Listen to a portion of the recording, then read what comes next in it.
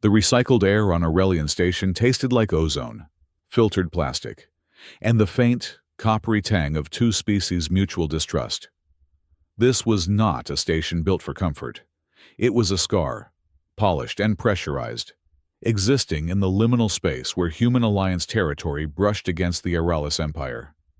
They called it a reconciliation station, Arden Cole, checking the alignment vectors on a console that felt 20 years out of date. Thought arbitration zone was more accurate. A place for powers to meet, posture, and sign documents that papered over the cracks of a war that had ended only 18 months prior. Now, those cracks were threatening to become a chasm. Banners proclaiming the Fracture Summit hung from the station's curved ribs, their vibrant blues and golds looking absurdly cheerful. The summit was not a choice. It was an act of desperation. The Starlace was failing. The Starlace was everything. Not just faster-than-light travel, but the very fabric of interstellar civilization, a lattice of guidance pathways, navigation nexuses, and gravity tethers that allowed thousands of ships to move between worlds. If it failed, trade would cease. Colonies would be isolated. Billions would starve. And the fragile peace between the Alliance and the Empire would shatter in a single, violent day. Arden Cole, navigation engineer, mid-level, and according to his official mandate, provisional translator, felt the weight of it. Or rather, he felt the weight of his own secrets beneath. The mandate was a joke, a cover. His fluency in the Aralis triple helix dialect was just a box he had ticked on a forgotten application. His real qualification was the one he kept buried so deep it barely felt real. He was the network's shadow architect. Years ago, before the war, before the ashes, he had been part of the clandestine team that designed the Starlace's deepest infrastructure.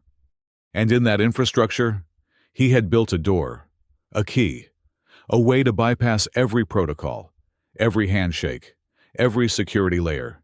He called it the Sovereign Key. His superiors had called it strategic assurance. Then Ares 7 had burned. Now, he was just Arden Cole, a ghost in the station's machine, hiding in plain sight. He used his mid-level clearance to hunt, scrolling through network logs, not for navigation errors, but for the digital signature of the weapon that had destroyed his home. He was hunting the men who had murdered his family. A chime on his console announced the arrival of the Aralis flagship, the centerpiece of the summit. Arden wiped his hands on his tunic, his gaze drifting to the main viewport. The ship was a breathtaking thing, less metal and mechanics, more a sculpture of spun crystal and captured light. It looked organic, alive, and utterly alien. It was a stark contrast to its primary occupant. Empress Syrinx Errol was young, shockingly young. The intelligence reports Arden had been forced to read depicted her as a political novice, thrust onto the throne after her father's sudden death. But the reports had failed to capture the intensity. He watched her delegation's arrival on a secondary feed. She glided from the ramp, flanked by towering chameleonic guards. She wore robes of impossible, shifting silks, and her silver-white hair was bound in a complex weave. She stopped at the human greeting party, led by Admiral Vance, a man composed entirely of stiff tradition and barely concealed xenophobia. Vance offered a rigid, correct bow. "Your Imperial Majesty, on behalf of the Alliance, we welcome." Syrinx bypassed the pleasantries. She moved with a liquid grace, closing the 3-foot gap of polite diplomatic distance until she was standing, as the humans saw it, far too close. Arden watched the Admiral's back stiffen. She tilted her head, her large, obsidian dark eyes analytical. "Admiral," she chimed, her voice a pleasant, melodic resonance that the translators in his ear struggled to parse. "Your pulse is elevated, a rapid, shallow beat, and your skin temperature is high. Are you unwell?" Before Vance could process the breach of protocol, Syrinx reached out, Her hand was slender, possessing a sixth, opposable digit. She didn't grab him. She simply placed her open palm on the Admiral's uniformed chest. The greeting party collectively inhaled. Vance looked like he had been struck by lightning. "Ah," Sarex murmured, her eyes closing briefly. "The heart truth. It is not sickness. It is friction. A deep, grinding annoyance." She withdrew her hand, looking satisfied. "This is good. We should not pretend. Starlace is failing, and we are all annoyed. Now, where is the engineering core?" Arden let out a low whistle, turning away from the feed. The Aeralis, he knew, were a tactile species. Their primary sense was a form of bioelectric resonance, perceived through touch. To them, a handshake was a short, uninformative novel. A touch to the chest was a greeting. To Sarex, reading a human's heart rate was as natural as a human reading a name tag. To the Admiral, she had just committed a form of public assault. "This," Arden muttered to his console, "is going to be a spectacular disaster." The first joint briefing was held in the Hall of Neutrality, a vast, circular room designed to give no one the tactical advantage of a head table. Humans, in their crisp, dark blue Alliance uniforms, sat on one side. The Aeralis, in their flowing, jewel-toned silks, sat on the other. The air crackled with a tension that the station's recyclers could not scrub. "The resonance cascade in the Orion arm is not a natural phenomenon," Admiral Vance stated, his voice flat and hard. He gestured to a holographic display showing a section of the Starlace, flickering an angry red. "Our analysts conclude it is deliberate sabotage." An Aeralis minister, a tall, imposing figure whose exoskeleton was visible beneath his robes, leaned forward. "A conclusion based on what human intuition? We see the same data. Admiral, we see systemic decay, negligence." "We call it the reckoning ghost," Vance said, ignoring him. The room temperature dropped a few degrees. The name was a bogeyman, whispered in the dark corners of the network. A ghost in the code, a faceless saboteur, destabilizing Starlace for unknown ends. "A convenient ghost to blame for your own failing infrastructure," the minister countered. "The Alliance has controlled the Starlace for decades. Perhaps it is time for new stewardship." "That is unacceptable." "That is our position." Arden stood near the wall, a living translation node, though no one was speaking to him.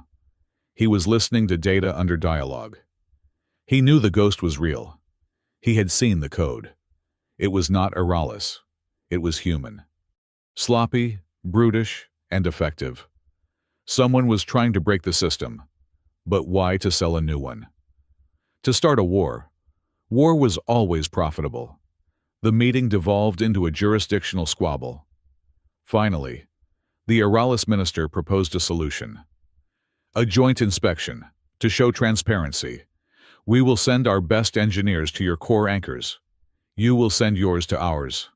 Vance bristled at the implication, but he was trapped. "Fine. We will begin with Anchor 74. It controls the primary artery to the outer colonies." He turned, his eyes scanning the aides at the back. "Cole, you're navigation, aren't you?" Arden stiffened. "Yes, Admiral." "You're on the inspection team. Behave. Don't let them touch anything." Anchor 74 was a place of deep, resonant power. It was less a room, more a cathedral built to house a captive god. The gravity anchor itself was a spinning, multi-ton gyroscope suspended in a magnetic field. Its hum, a physical force against the chest. Arden moved through the diagnostic checks with practiced ease, his team of human engineers and the observing Aeralis team trailing him. The Aeralis were quiet. They watched everything, their dark eyes missing no detail. But they offered no comment. Arden's job was simple. Run the diagnostic, confirm the anchor's integrity, sign the log. He plugged his terminal into the main console, his fingers flying across the interface. The system was green. All green. Wait. He saw it. A flicker. A tiny, almost imperceptible energy fluctuation in the primary buffer. Milliseconds long. He ran the diagnostic again. Nothing. It was gone. A sensor ghost. Common in anchors this old. He paused. His instincts, the ones that had kept him alive for 5 years, screamed at him. But his orders were clear. Confirm integrity. He was surrounded by political observers. He couldn't chase a ghost. "Diagnostics are clear," Arden announced, his voice tight. "Anchor is stable. I'm signing out." He made the entry in the digital log. Arden Cole, time 14:32. He unplugged his terminal and nodded to the teams. "We're done here." He was the last technician to exit the core chamber. He sealed the bulkhead behind him. They were halfway down the access corridor when the station shuddered. Not a gentle bump, but a violent, metallic lurch that threw all of them from their feet. Alarms shrieked to life. Red emergency lights painting the corridor in blood. "Report," Arden yelled into his comm, pulling himself up on a handrail. The voice that came back was a panicked technician from Station Command. "Anchor 74 is offline. Holy gods, it's gone." A full resonance cascade. It just tore itself apart. Arden felt his blood turn to ice. He looked back at the bulkhead. Then he looked at the silent, watching Eralis. "Mr. Cole." The voice belonged to Icar Vale, the station's bulldog of a security chief. Vale was waiting for him outside the debriefing room. "Chief," Arden said, keeping his voice neutral. "You're in a universe of trouble," Vale said, not unkindly. "They're holding an emergency tribunal. Right now." "It was a sensor ghost," Arden said, walking. "The cascade shouldn't have been possible." "Save it." Vale swiped his card to open the door to the Hall of Neutrality. "You're the main event." The room was full. Admirals, ministers, and, at the center, seated on a raised dais, was Empress Syrinx. She was watching the door. She was watching him. "Arden Cole." Admiral Vance's voice was a whip crack. "At 14:32, you signed out of the core chamber of Anchor 74. At 14:33, the anchor exploded. The security footage confirms you were the last human to access the controls." Arden stood in the center of the room, feeling the weight of 100 pairs of eyes. "Admiral, I ran the standard diagnostic. The system reported full integrity. There was a minor sensor fluctuation, but a fluctuation which you chose not to report. It was statistically insignificant, a ghost in the data. That ghost just crippled the entire sector, Mr. Cole. It's sabotage, and you were the one holding the wrench." "That's an accusation," Arden said, his own anger rising. "Where's the proof?"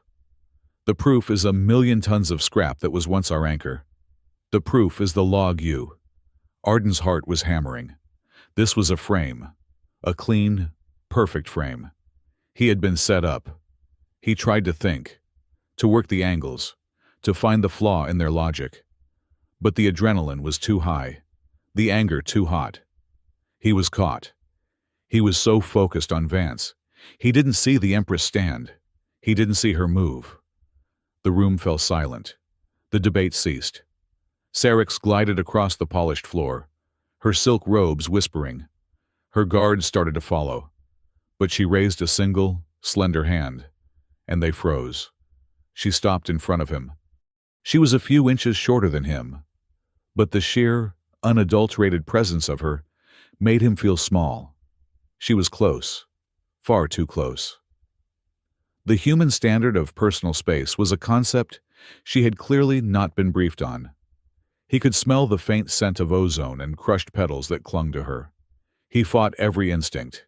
Every social norm screamed into him since birth. That told him to step back. "Your Majesty," Admiral Vance spluttered. "This is a military tribunal. This man is a—" Syrinx ignored him. Her dark eyes scanned his face. analytical, curious, like a scientist studying a new and fascinating insect. "Your heart rhythm is discordant," she stated. Her voice was not loud, but it cut through the silence of the vast hall. "A rapid, uneven beat. Your surface temperature is high, especially at the neck and face. Your Majesty, this is highly irregular. The stress is high," she continued, her gaze unwavering. "The human body is so reactive. Cortisone levels must be peaking. It creates a bitter scent in the air." Arden's jaw was tight. "I am under scrutiny, Your Majesty." "Yes." And then she reached out. It was not a tentative gesture. It was not a question. It was a statement of intent. Her long, six-fingered hand, cool and impossibly smooth, rose. Arden flinched, expecting her to touch his face. She didn't. She laid her entire palm flat against his chest, directly over his heart. The fabric of his uniform tunic the only barrier between them. A collective, galactic gasp sucked the air from the room. A dozen cameras flashed, the sound like gunfire. Arden Cole froze, his mind rebooting. It was not a violent touch. It was not a sexual touch. But it was, without question, the most profoundly intimate and invasive thing he had ever experienced.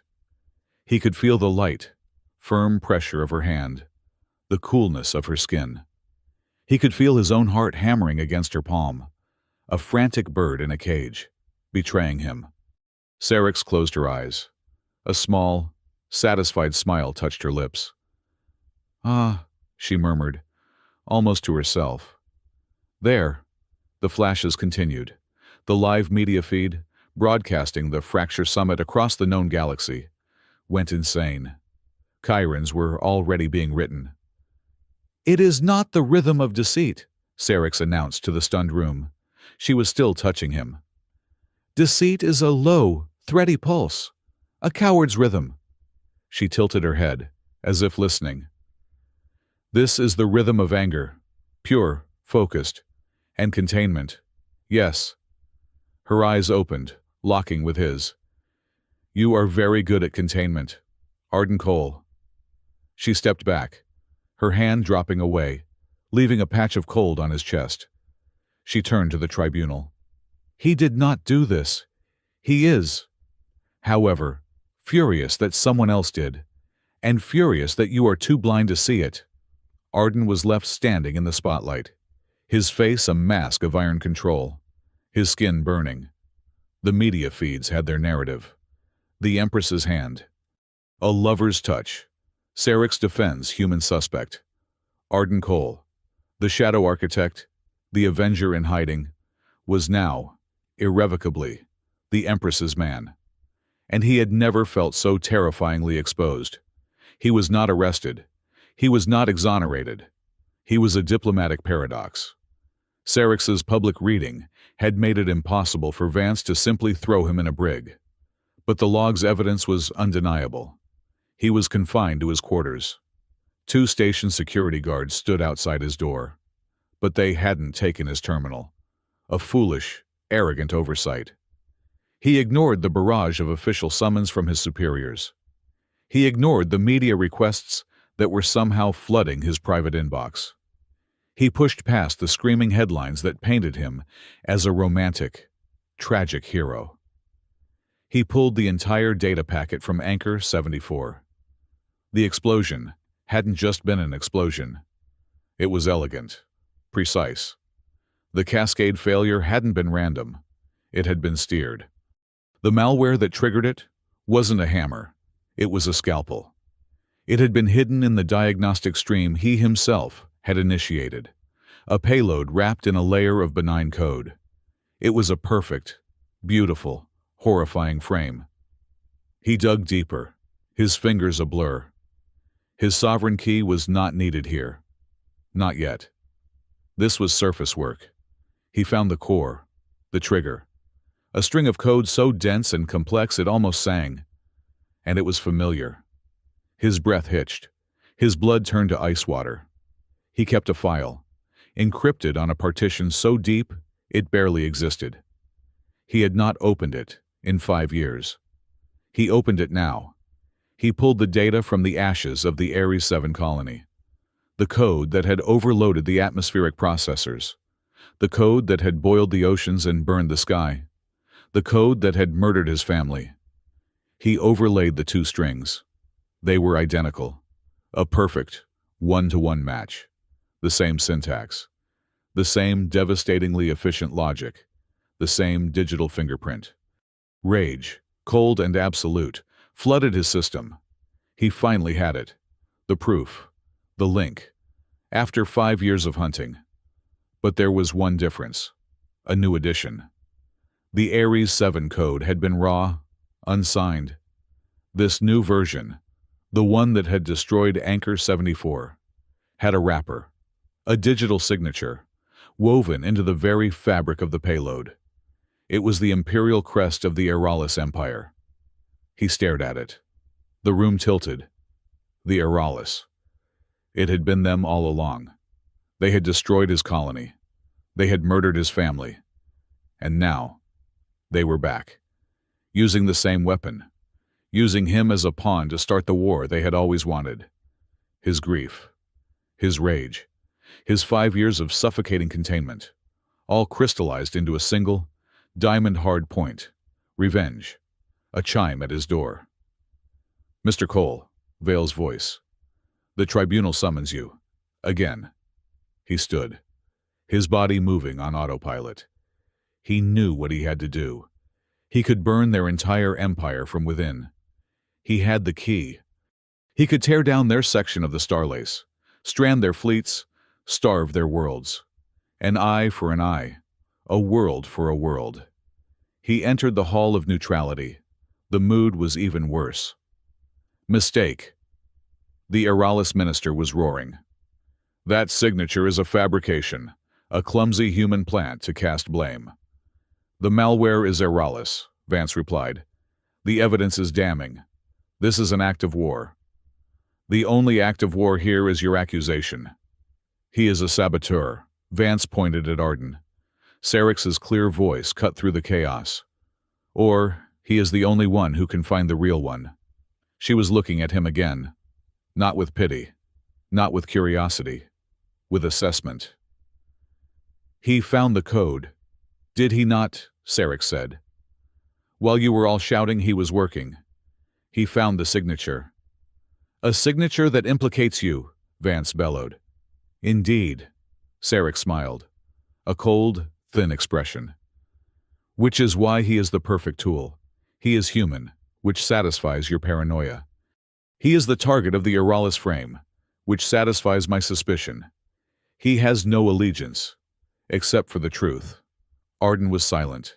His mind was a battlefield. Revenge. Justice. The face of his sister. The cool hand of the Empress on his chest. A compromise. The chief mediator, a neutral party who had been silent until now, finally spoke. His voice was heavy with fatigue.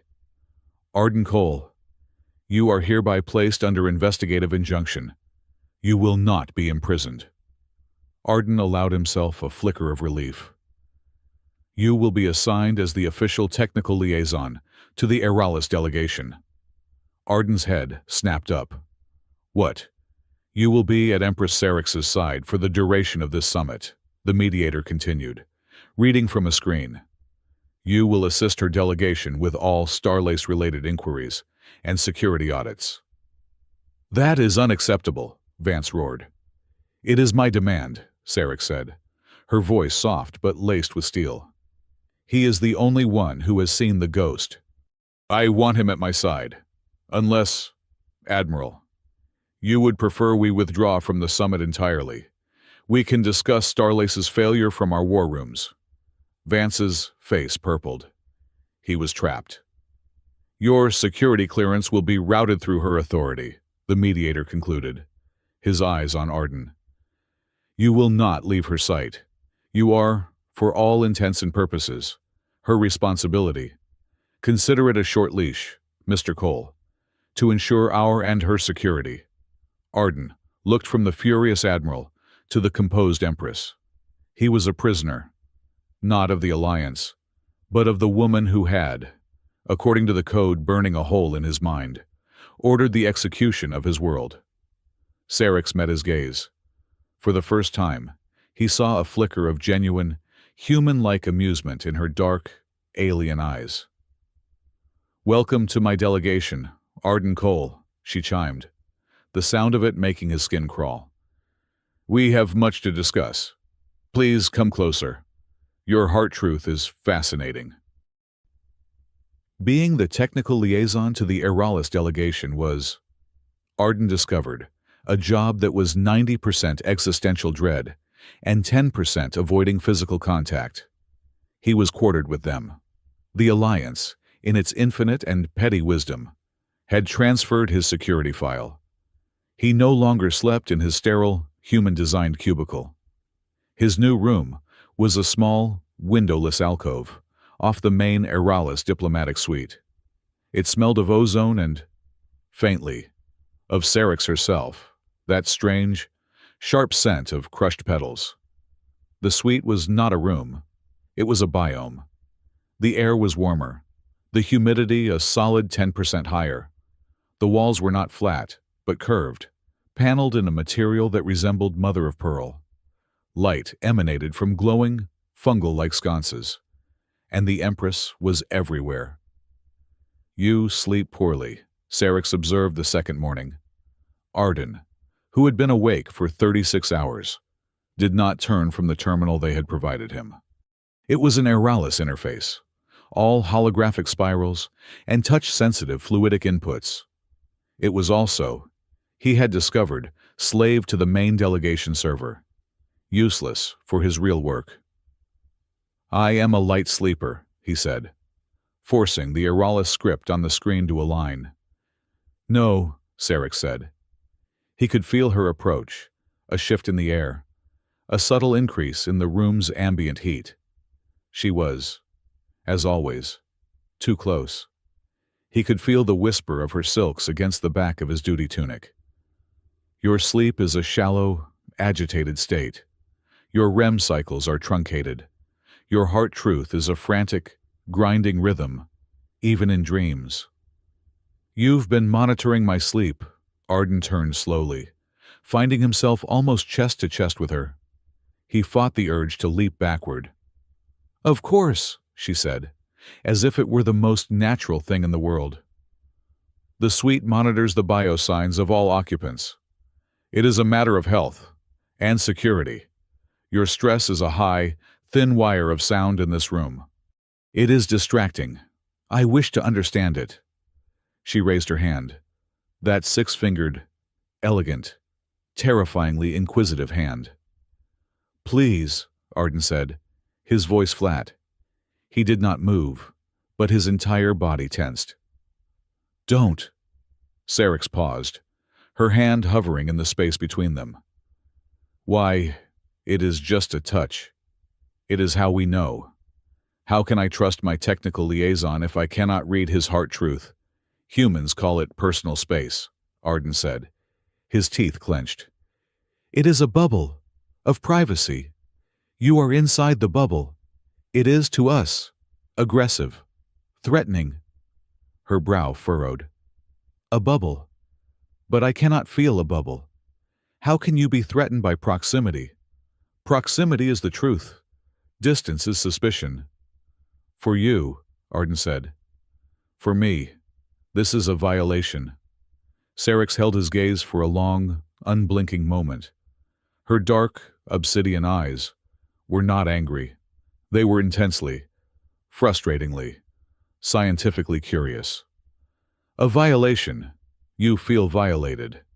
She lowered her hand but did not retreat. "Your rhythm is stronger now. The anger, the containment. You said it was a bubble. How many centimeters is the bubble?" Arden Cole. "Just back up," he said, exasperated. "Quantify it." "A meter," he snapped. "A full meter. Just assume I am surrounded by a 1-meter bubble of uncomfortableness." Syrinx tilted her head. 1 meter. How inefficient. But she took one, two, three precise, gliding steps back. She was now, just outside his arbitrary boundary. She looked dissatisfied. This is not a bubble. This is a wall. You are a fortress. It is no wonder you are the prime suspect. Glad we cleared that up, Arden muttered, turning back to the terminal. But as she left the room, her silk robes whispering, he let out a breath he had been holding for 2 days. He had a 1-meter bubble. It was a start. He waited until the suite's biomonitors registered the entire Eralis delegation in their deep sleep cycles. Their heart rates slowed to a deep, resonant thrum, a bass note he could almost feel through the walls. He sat cross-legged on the floor of his tiny alcove, his personal terminal. The one he had hidden in the chassis of his ration pack was in his lap. This one was not connected to the Eralis server. This one was connected to nothing, which was exactly what made it so powerful. Arden closed his eyes. He did not type. He did not speak. He reached. The sovereign key had no password. It was a state of being. It was a backdoor he had woven into the Starlace's operating system with his own mind. A resonance key tuned to his specific neural patterns. To the system, he was no intruder. He was an act of God. The station's data, the entire Starlace network, blossomed in his mind. It was not code. It was light. A web of silver and blue, stretching across the galaxy. The anchors were great, thrumming suns. The pathways were rivers of light. And Anchor 74 was a black, jagged wound. He moved toward it, a ghost in his own machine. He bypassed the Eralis delegation's firewall. He bypassed the Alliance's martial law lockdown. He bypassed the station's security protocols. He was inside the blast data. At the moment of detonation, he saw the Ares 7 malware. The beautiful, terrible logic of it. And just as he had seen on his terminal, there was the wrapper, the Eralis Imperial crest. He focused. He let the sovereign key do its work. He peeled back the layers. The signature was a fake. Brilliant, but fake. It was a skin job, a piece of code designed to look like an Eralis signature, to function like one. But it was hollow. It hadn't originated from an Eralis military server. He could feel its real origin. It was human, sloppy, arrogant, but who he tried to trace it. But the trail went cold, dissolving into the white noise of deep network static. The creator was good, very good. But the malware itself was the Ares 7 code that was his. He knew every line. He had not written it, but he had studied it, lived with its ghost for 5 years. And it was pure, unsigned. A human had framed the Eralis, using a weapon of unknown origin, a weapon that, 5 years ago, had been used to destroy a human colony. He felt the familiar, cold knot of rage tighten in his gut. This was not a simple Eralis power grab. This was a human plot, a conspiracy that ran so deep. It was willing to sacrifice its own to start a war. He pulled back, severing the connection, his breath coming in ragged gasps. The Eralis were not his enemy. They were a pawn, just like him. He was still kneeling on the floor, his head in his hands, when the first shouts echoed from the station concourse beyond the suite's walls. Thousands of light years away, in a chamber of black, polished obsidian, Archon Malreth watched the same newsfeed Arden was trying to ignore. The feed of the Empress and her human lover. Malreth was a stark, imposing figure. His ascetic robes a sharp contrast to the billion-credit technology that surrounded him. His face was placid, his eyes serene, but his hands, clasped before him, were white-knuckled. He was the prophet CEO of the Ashen Crown, a corporation that was also a cult. They did not build ships. They built routes. They did not mine asteroids. They mined faith. The ghost was a success. Archon, a subordinate, robed as a programmer priest, whispered, Anchor 74 is gone. The Starlace is destabilized 0.3%. The projections hold. The projections, Malreth said, his voice a smooth, amplified baritone, did not account for this theatricality. On the screen, Syrinx was touching Arden's chest. The Auralis are so tactile, Malreth mused. So unclean. They believe in the heart truth.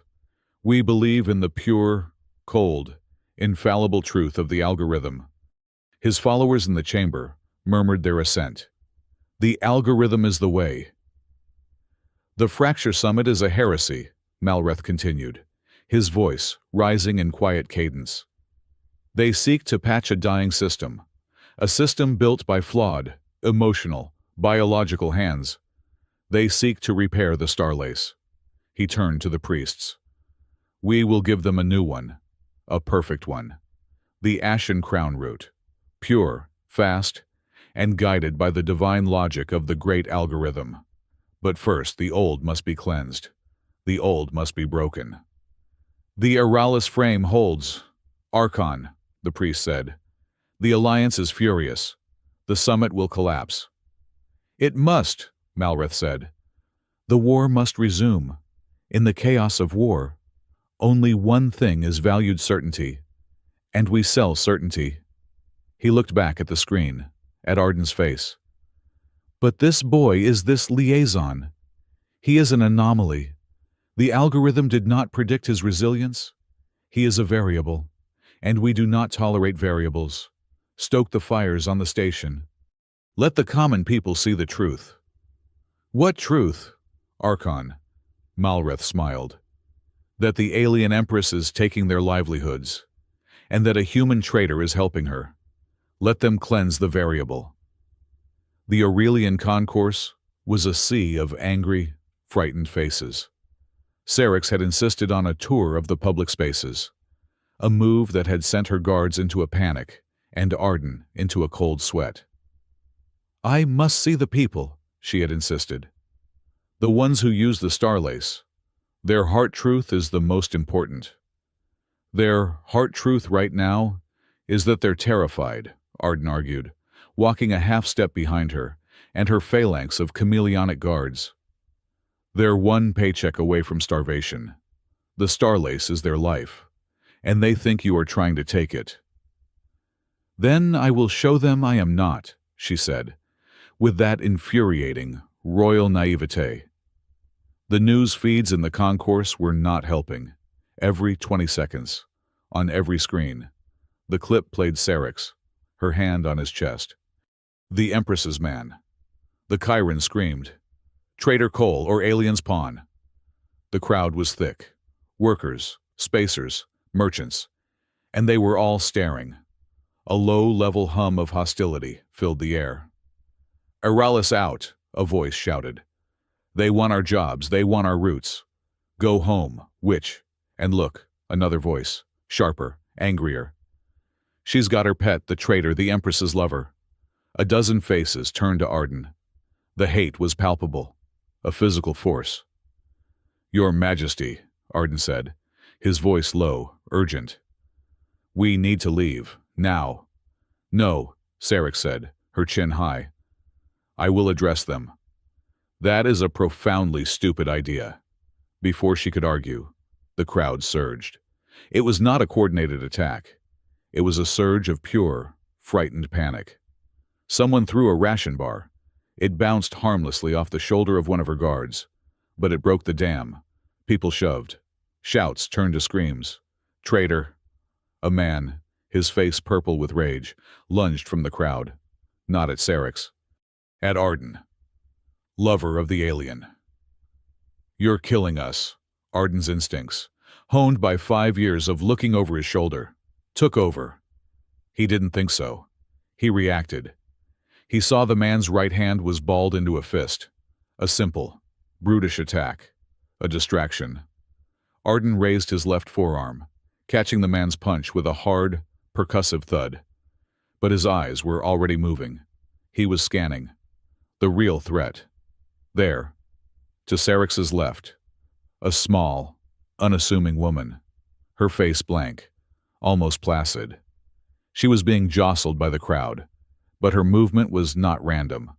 She was moving toward the Empress, and in her hand, almost completely concealed, was the silver glint of a needle. A nanobot hypospray. Arden's world went into slow motion. He did not shout. He did not pull a weapon. He maintained contact with the first attacker, using the man's forward momentum to pivot. He slammed his elbow into the man's solar plexus, folding him in half, and in the same fluid motion, spun toward Syrinx. Her guards were reacting, but they were too slow. They were looking for bombs, guns. They were not looking for the quiet woman with the needle. Arden took 2 fast steps. He didn't shove Syrinx out of the way. There was no time. He intercepted the attack. His hand shot out, a blur. He did not grab the woman's wrist. He grabbed the hypospray itself, his fingers closing around the metal casing with absolute precision, his thumb landing directly on the trigger plate, stopping the injection. The woman's blank eyes widened. She hadn't expected this. Station security. A new voice roared. Icar Vale, his face a thundercloud, was crashing through the crowd with 2 of his men. Arden yanked the hypospray from the woman's grip, breaking 2 of her fingers. He didn't wince. He shoved her, hard, into the arms of Vale's arriving officers. He turned, grabbed the first attacker, who was just catching his breath, and threw him at Vale as well. The entire incident had taken less than 4 seconds. The Auralis guards had formed a living wall around Syrinx, their chameleon skin armor now a hard, reflective black. The crowd recoiled, the riot dissolving as fast as it had formed. Arden stood in the clear space, his chest heaving, the hypospray clutched in his hand. "Nice moves, Cole," Icar Vale said, cuffing the woman. He looked genuinely, and suspiciously, impressed. "For a translator." Arden just shrugged, his adrenaline beginning to ebb. "I'm a fast learner." He turned. Syrinx was staring at him. Her face was pale, but her eyes were on fire. She stepped out from behind her guards, ignoring their protests. She walked toward him, stopping just inside the 1-meter bubble. "Your heart rate," she said, her voice a low, fascinated whisper. It did not spike. It did not even quicken. It was compressed. It became hard, like a diamond. She looked at him, really looked at him, and for the first time, he felt she was seeing past the facade. "You are a paradox, Arden Cole," she said, "and I am very, very glad you are on my side." "We're not on the same side," Arden said, his voice rough. He held up the hypospray. "But I don't think we're on opposite sides. Not anymore." The attempted assassination of a sitting Empress, even with a nanobot injector, has a way of cutting through bureaucratic red tape. Arden was no longer a liaison. He was, de facto, Syrinx's head of security, a role he found absurd and terrifying. The hypospray, he discovered after analyzing its contents, was loaded with a nanobot swarm calibrated specifically to an Auralis nervous system. It would have been a fast, agonizing death. This was not a random act. This was a pro-human, anti-Auralist hit. "It makes no sense," he said, pacing the Auralis suite. Syrinx watched him. "If a human supremacist is trying to kill you, why would he also frame you for the anchor explosion? Why not just blow the anchor and blame you? Why the elaborate Ares 7 code? Why the fake signature unless," Syrinx said. "It is not one human, Arden Cole. It is 2. He stopped. "2 ghosts. One who wishes to start a war by framing my people, and one who simply wishes me dead." "They're connected," Arden insisted. "Malreth, the Ashen Crown. You have no proof." "I have this." He tossed the inert hypospray onto a table. "This is his style, precision, using a crowd as a weapon. This is the Ashen Crown's technozealotry. They think you're unclean. He needed more. He needed the source. He found Icar Vale in the security hub. The man looked like he hadn't slept in 2 days. Vale, Arden said. That riot was a setup. The hypospray. The attackers. They were too organized. They were the Ashen Crown. You keep saying that name, Vale grunted, staring at a screen.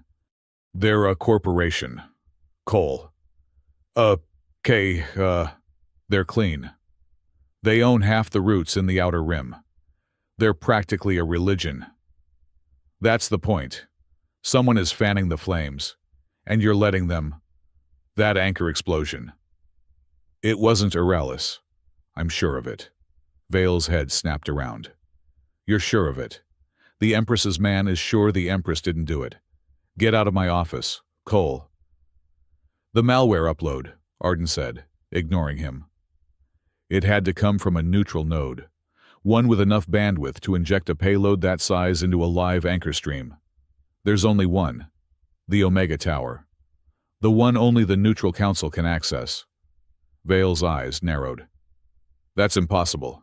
It's the most secure place on the station. Get me in, Arden said, quietly. Let me look at the logs. 5 minutes. Why should I?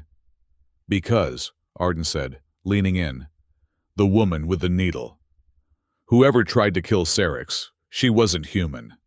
Not entirely. The nanobots I found in her system after she was processed, they were Ashen Crown tech. Someone is playing everyone. Vale. Including you. So, Arden made the call. A call he had not made in 5 years. He used a secured, single-use quantum-entangled comm. It lasted exactly 1 minute. Talia, he said. The face that appeared on his screen was sharp, intelligent, and exhausted. Talia Morrow, the only journalist on Aurelian who still believed in the truth. His oldest friend. The only other living person who knew who he really was. Arden, she breathed. Gods, you look like hell. I've been trying to reach you. This Empress's man thing. It's a cover. Talia, listen, I'm dirty. They framed me for the anchor. But the code is malware. It's Ares 7. Her blood drained from her face. Arden, no. That's impossible. That file is sealed at the highest level. Not for me, he said. The anchor malware was just a carrier. The bomb inside was Ares 7. But it was wrapped in a fake Auralis signature. Someone is trying to start the war again. Talia, using my family's ghosts. Who? I think it's Malreth, Ashen Crown. I need to prove it. I need to find the upload source. I think it's the Omega Tower. I need a distraction. A big one. Something to pull the Neutral Council and their security away from the tower. Talia's eyes hardened. A distraction. Arden, you're asking me to risk my career. My life. I know, he said, his voice raw. They tried to kill Syrinx today. They're not stopping. Please, Tal. A beat. Then, a grim smile. Station sanitation, she said. What? I've been sitting on a story about the station's water recyclers. Turns out, for the last 6 months, we've all been drinking water with about 5% bio-waste. It's disgusting. And the Neutral Council has been covering it. How's that for a distraction? That's perfect, Arden said. Thank you. Don't thank me, she said. Just find them, Arden. Find them all. Talia's story hit the public feeds at 1400 hours. The station, already on edge, exploded. The idea that they were drinking their own recycled sewage was, for many, the final straw. Protests, real ones this time, erupted outside the Neutral Council's chambers. Icar Vale, a man of his word, used the chaos to trigger a Level 2 security drill in the Omega sector. You have 4 minutes, Cole. Vale's voice crackled in Arden's earbud. That's all I can give you. The Omega Tower was quiet. It was a hurricane eye. The core itself was a column of suspended, cryo-cooled crystal, data flowing through it as visible light. It was beautiful, and it was pristine. Arden jacked in. He wasn't using the sovereign key. This was a place of pure, neutral logic. He just needed the logs. He found the upload, time-stamped 2 days before the anchor explosion. A massive, multi-terabyte file, injected directly into the Anchor 74 guidance stream. He tried to trace the user. He felt a cold pit in his stomach. "Vale," he whispered into his comm. "The logs. They're gone." "What do you mean? Gone?" "Wiped, scoured. A level 5 data scour. Not even a ghost of a user ID." He ran his hands through his hair. A dead end. He had been so close. "Get out, Cole. Your time is up." "Wait," Arden said. "Wait. The scour. To wipe a log at this level, you need an override. You can't just delete. You have to overwrite it." He traced the scour command itself. It was a fail-safe protocol. He'd never seen it before. "The signature," he breathed. "It's not Eralis. It's not the Ashen Crown." "What is it?" Vale snapped. "It's a Janus key," Arden said, his blood running cold. "It's Alliance. Top level. It's a human high command military override. Vale, someone in our own government wiped the log." He was back in the Eralis suite. Syrinx was waiting for him. She did not ask him where he had been. She just watched him. He sank into a chair, his mind reeling. "A contradiction," he said, mostly to himself. The bomb was Ares 7, wrapped in an Eralis flag. The market attackers were Ashen Crown zealots. And the cleanup crew, the ones who wiped the logs, were human high command. This wasn't a conspiracy. It was a three-way war, and he was standing at the epicenter. "What did you find?" Syrinx asked, her voice soft. She did not approach. She stayed a careful, respectful, 1.5 meters away. Arden looked up at her, the alien Empress, the woman whose people he had believed for 5 years had murdered his family. "I found a contradiction," he said, his voice hoarse. "The malware was wrapped in an Eralis flag. I thought," he took a breath, "but the person who planted it, the one who covered his tracks, he was human, top-level Alliance human." He looked at her, his eyes hollow. "Someone high up in my own government wanted to frame you. And they are using my family's murder as the weapon to do it." Syrinx processed this. Her face gave away nothing. Then, she stepped closer, deliberately entering his bubble. He flinched, but he was too tired to move. She stopped, inches from him. She did not reach for his chest. She did not try to read his heart. She just said, "This human, this ghost, we will find him." He looked at her, surprised. "You will not hunt him alone," she stated. It was not an offer. It was a command. And for the first time, Arden's all-consuming rage was complicated by a new and deeply unwelcome emotion partnership. The Ashen Crown's public relations department was, Arden had to admit, terrifyingly good. They did not accuse. They revealed. A smooth, baritone voiceover began playing on every public feed on the station. The Fracture Summit. A time of hope. A time of healing. But is it?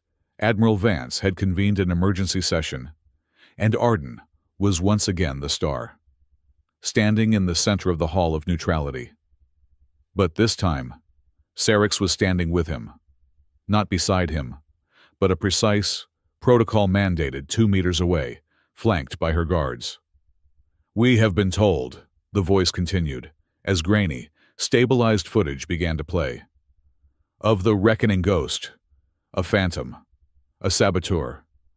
We have been told to fear the aliens, but the Ashen Crown, in its commitment to truth, has found the source."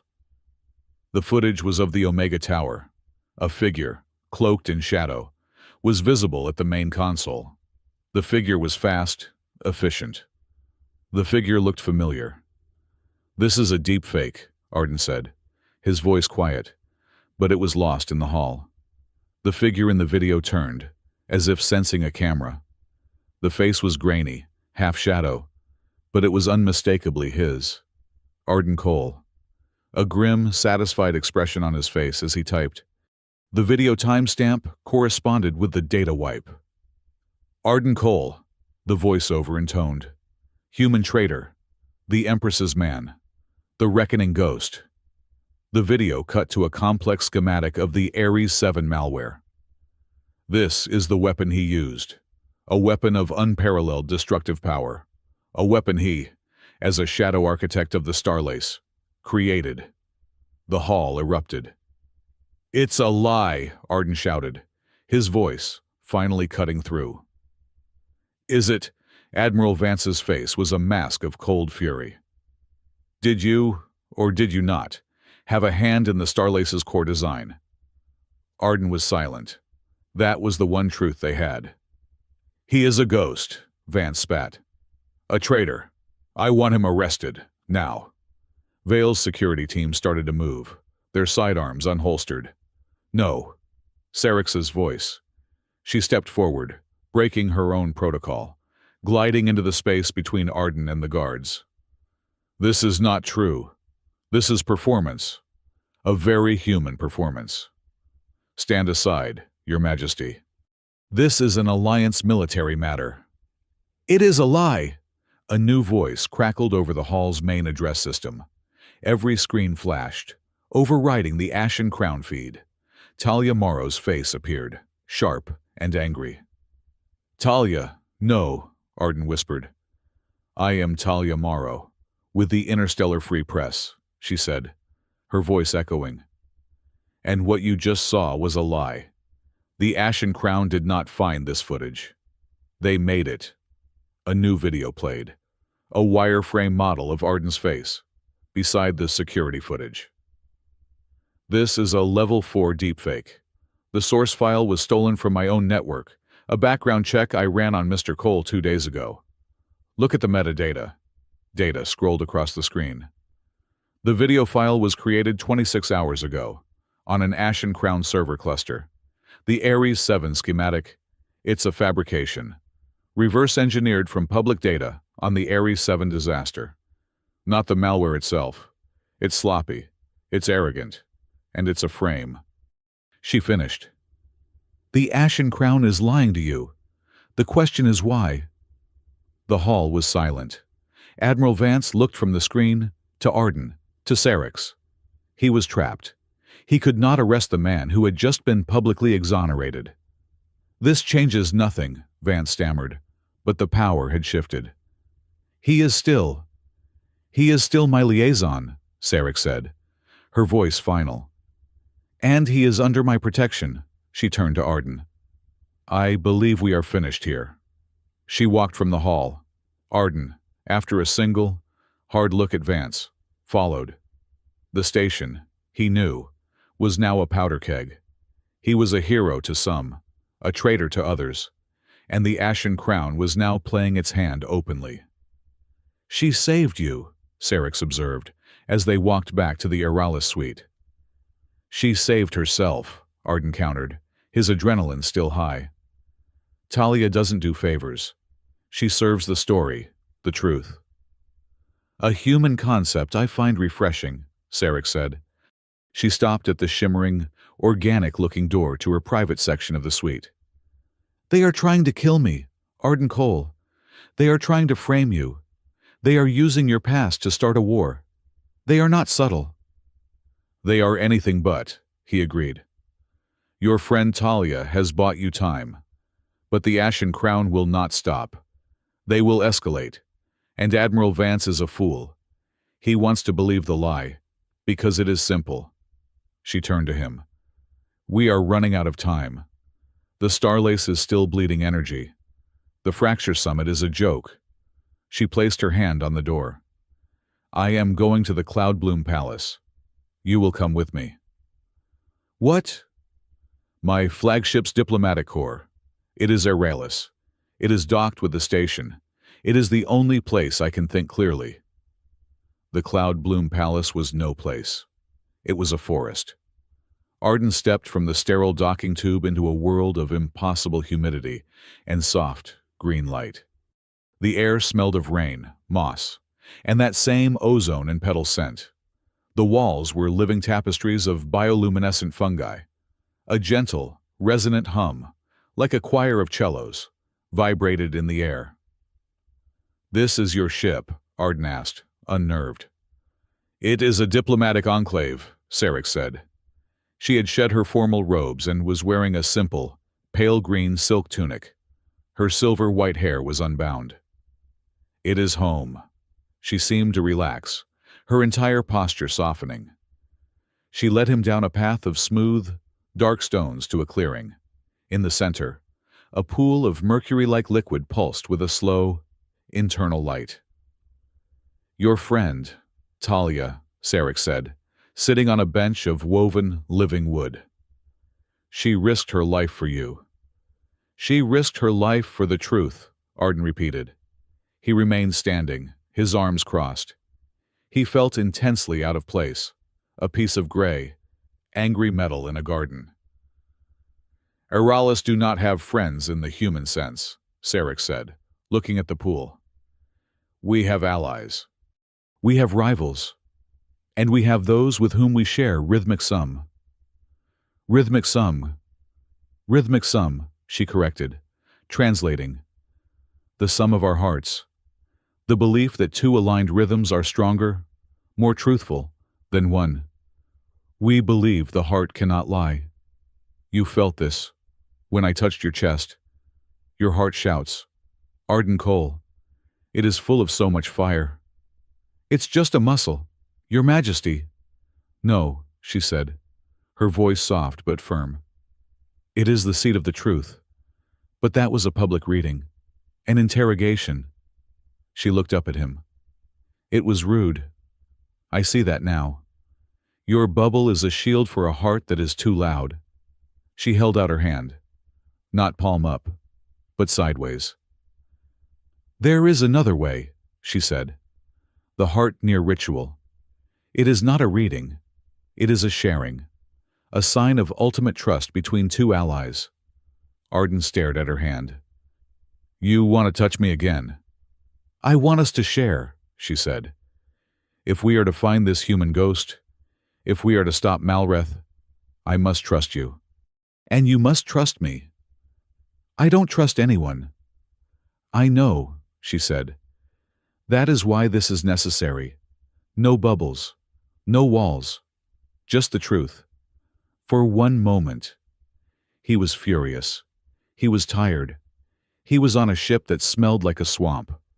And he was standing in front of an alien Empress who was offering what he felt the ghosts of Ares 7 at his back. He felt the cold, hard logic of the sovereign key in his mind. He was a creature of walls, shadows, and revenge. And here she was, offering a hand. He let out a sharp, frustrated breath. "What's the protocol? Do I bow? Do I sign something?" A small smile. "You just met me, halfway. Slowly. Fighting every instinct." He uncrossed his arms. He raised his own hand. She did not grab it. Instead, she turned her wrist up, revealing the pale, blue-veined skin. He mirrored the gesture. She gently, tentatively, laid her wrist against his. His skin. Her skin. It was not a jolt, like an electric shock. It was a warmth, a connection. And then, a flood. It was not a thought, it was not a voice. It was a feeling. Pure, unadulterated, raw emotion. It was hers. He felt a wave of the most profound, crushing, and absolute loneliness he had ever experienced. It was not the loneliness of isolation. It was the loneliness of singularity, the feeling of being unique, the weight of an entire empire, of a billion lives, resting on a single, young, terrified heart. He felt her fear of the summit, her deep, abiding suspicion of her own ministers, her grief for her father, her frustration with the stupid, illogical bubbles of the humans, and beneath it all, a core of unbending, diamond-hard duty. He gasped, pulling his hand back as if burned. He stumbled, catching himself on the woven bench. Syrinx was watching him, her own face pale, her dark eyes wide. "Do you feel that," he breathed, his own anger, his own 5-year-old rage, suddenly feeling small and simple. All the time, Syrinx looked down, her unbound hair falling to hide her face. "The heart does not lie. Arden Cole. To be an Empress is to be apart. Even when I am touching, I am apart." Arden stared at her. This was not the symbol of his family's destruction. This was not the alien witch from the media feeds. This was a young woman, trapped in a role she did not ask for, carrying a burden he could not possibly imagine. A human impulse, one he had buried so deep he had forgotten it existed, rose in his throat. Empathy. "You are not apart," he said, his voice rough. "Not right now." He felt a choice. He could hold on to his hate. It was his fuel, his shield. It had kept him alive. Or he could choose to see the person before him, to see the ally. "Your rhythmic sum," he said, his mind working. "You believe two aligned hearts are stronger. That's actually tactically sound." Syrinx looked up, a flicker of surprised humor in her eyes. "Tactically sound in a system," Arden said, slipping into his engineer's mindset. "Resonance is everything. Two oscillators in phase. They don't just add, they multiply their amplitude. Your rhythmic sum, it's a force multiplier." He, a human, had just taken her most sacred spiritual belief and translated it into physics. Syrinx stood. She looked lighter. "Then let us multiply, Arden Cole." "We're still missing the how," Arden said, pacing again. He was back in his element. "Malreth is using a high-level human to cover his tracks. But where is he? Where is he summoning this, whatever it is?" "The stellar intellect," Syrinx said, her voice dark. "It is a heresy, a myth, a ghost story we tell our children." "Tell me," Arden said. "I like ghost stories." "Before the Empire," Syrinx said, "there were the progenitors. They did not build Starlace. They dreamed it. They were not biological. They were a Gestalt intelligence, a stellar intellect, an AI god. Our ancestors revered it. And then, it went silent. It drove itself mad, seeking a final equation. It tried to fold reality.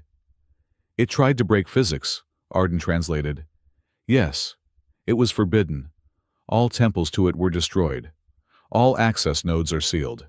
To even speak its name is taboo." "So Malreth is a heretic," Arden said. "He's not just a CEO. He's a techno-necromancer. He's not just trying to break the Starlace. He's trying to summon an AI god to do it for him." "That's ambitious." A chime from his terminal. A single, encrypted icon. Ikar Vale. He opened the channel. Vale's face was grim. "You were right, Cole. Your journalist friend just saved your skin. And you might be right about the other thing, too." "The human ghost," Arden said. "Yeah. After you left the Omega Tower, I ran a deep diagnostic. A Janus key that's Alliance High Command. That's above my pay grade. Way above. I'm a station cop, Cole. I'm not a spook. This whole thing smells like a Black Ops Civil War. And I'm not picking a side." "So why are you calling me?" Arden asked. "Because I hate being lied to," Vale grunted. "And I hate religious nutjobs more than I hate spooks. You were looking for a where. You were right about the Omega Tower. There is a data tunnel. An old one. Decommissioned. It doesn't show up on any active schematic. Where does it go? Sector Gamma. The old quarantine zone. The one that's been sealed for 100 years. It used to be the Eralis Cultural Exchange Wing, back before the war. It's listed as structurally unsound." Arden looked at Syrinx. She was pale. The old wing, she whispered. That was not a quarantine zone. It's a Tom Templar. A tomb temple. A forbidden temple to your AI god, Arden said, the pieces clicking. Right here on the station. Malreth is using a human Black Ops team to cover his tracks, while he plays with an ancient, insane AI in your backyard. This could destroy the station. Cole, if he is calling it, it does not come. It awakes. It is a cancer of data. I'm in, Arden told Vale. I didn't invite you, Vale snapped. You don't have to. You just gave me the key. I'm going in. You just do what you do best, Chief. Get distracted. Vale's face cracked into a grim half-smile. 4 hours. That's how long it'll take me to notice a security breach in Sector Gamma. Don't die, Cole. It's messy paperwork. The line went dead. This is insane, Arden said to Syrinx. You're the Empress. You should be nowhere near this. You are going to my people's most forbidden place, Syrinx said, her eyes hard. To face our most ancient sin. You are not going alone. This is not a human problem. Arden Cole. This is a partnership. Tactically sound, Arden muttered. All right. Let's go hunt a god. The tomb temple was cold. Unlike the living, vibrant Cloudbloom Palace, this place was dead. The air was stale. The fungi on the walls long fossilized. The light was a sick, gray-blue. They had come through a maintenance duct, a data tunnel, that was more of a rust-filled sewer. Arden had his terminal. Syrinx had her resolve. In the center of the vast, circular chamber was a dais. But there was no altar. There was just a console, an ancient one, half crystal, half metal. And it was active. A figure was standing before it, his back to them. He wore the black robes of an ashen crown programmer priest. He is not Eralis, Syrinx whispered. He's human, Arden said. The figure turned. It was not Archon Malreth. It was a man Arden did not recognize. His face serene, his eyes wide with a fanatic's light. But floating above the console, in a swirling vortex of holographic light, was the Archon's face. So, the variable arrives. Malreth's smooth, amplified voice echoed in the dead temple. And he brings the unclean heretic with him. Malreth, Arden said, moving to stand in front of Syrinx. It's over. Over, Malreth laughed. It has just begun. You are witnessing the Nouveau Ascension, the new ascension. On the console, Data was screaming. Arden saw it, his engineer's mind horrified. Malreth wasn't just accessing the Starlace, he was bending it. He was using the ancient, forbidden protocols of the stellar intellect to create new, unauthorized routes. Routes that bypassed Alliance and Eralis checkpoints. Routes that led, Arden saw, directly to Ashen Crown-controlled systems. He's not just a priest, Arden breathed. He's a thief. He's creating a black market Starlace. I am creating order, Malreth's holographic face roared. The Alliance is weak. The Eralis are biological refuse. The Starlace is a flawed, chaotic system. The stellar intellect will bring us the final equation. A perfect, logical, guided universe. And I will be its prophet. You are insane, Syrinx said, stepping out from behind Arden. You are calling a demon. This intellect drove itself mad. It will not guide the universe. It will consume it. A beautiful, logical consumption, Malreth smiled. And it begins now. The priest at the console slammed his hand onto a final crystal. The entire station screamed. It was a sound Arden felt in his teeth, a high-frequency resonance that made his vision blur. What is he doing? Syrinx cried, clutching her head. A feedback loop, Arden shouted, his eyes on his terminal. He's not just routing the Starlace. He's routing the intellect. He's trying to inject the AI god's code into the entire Starlace network, On his screen, a countdown appeared, a system-wide diagnostic. T-minus 5 minutes to full system collapse. If that timer hit 0, every ship on the Starlace would lose guidance. Every anchor would fail. It would be Ares 7, times a million. It would be a galaxy-wide slaughter. "Stop him," Syrinx yelled.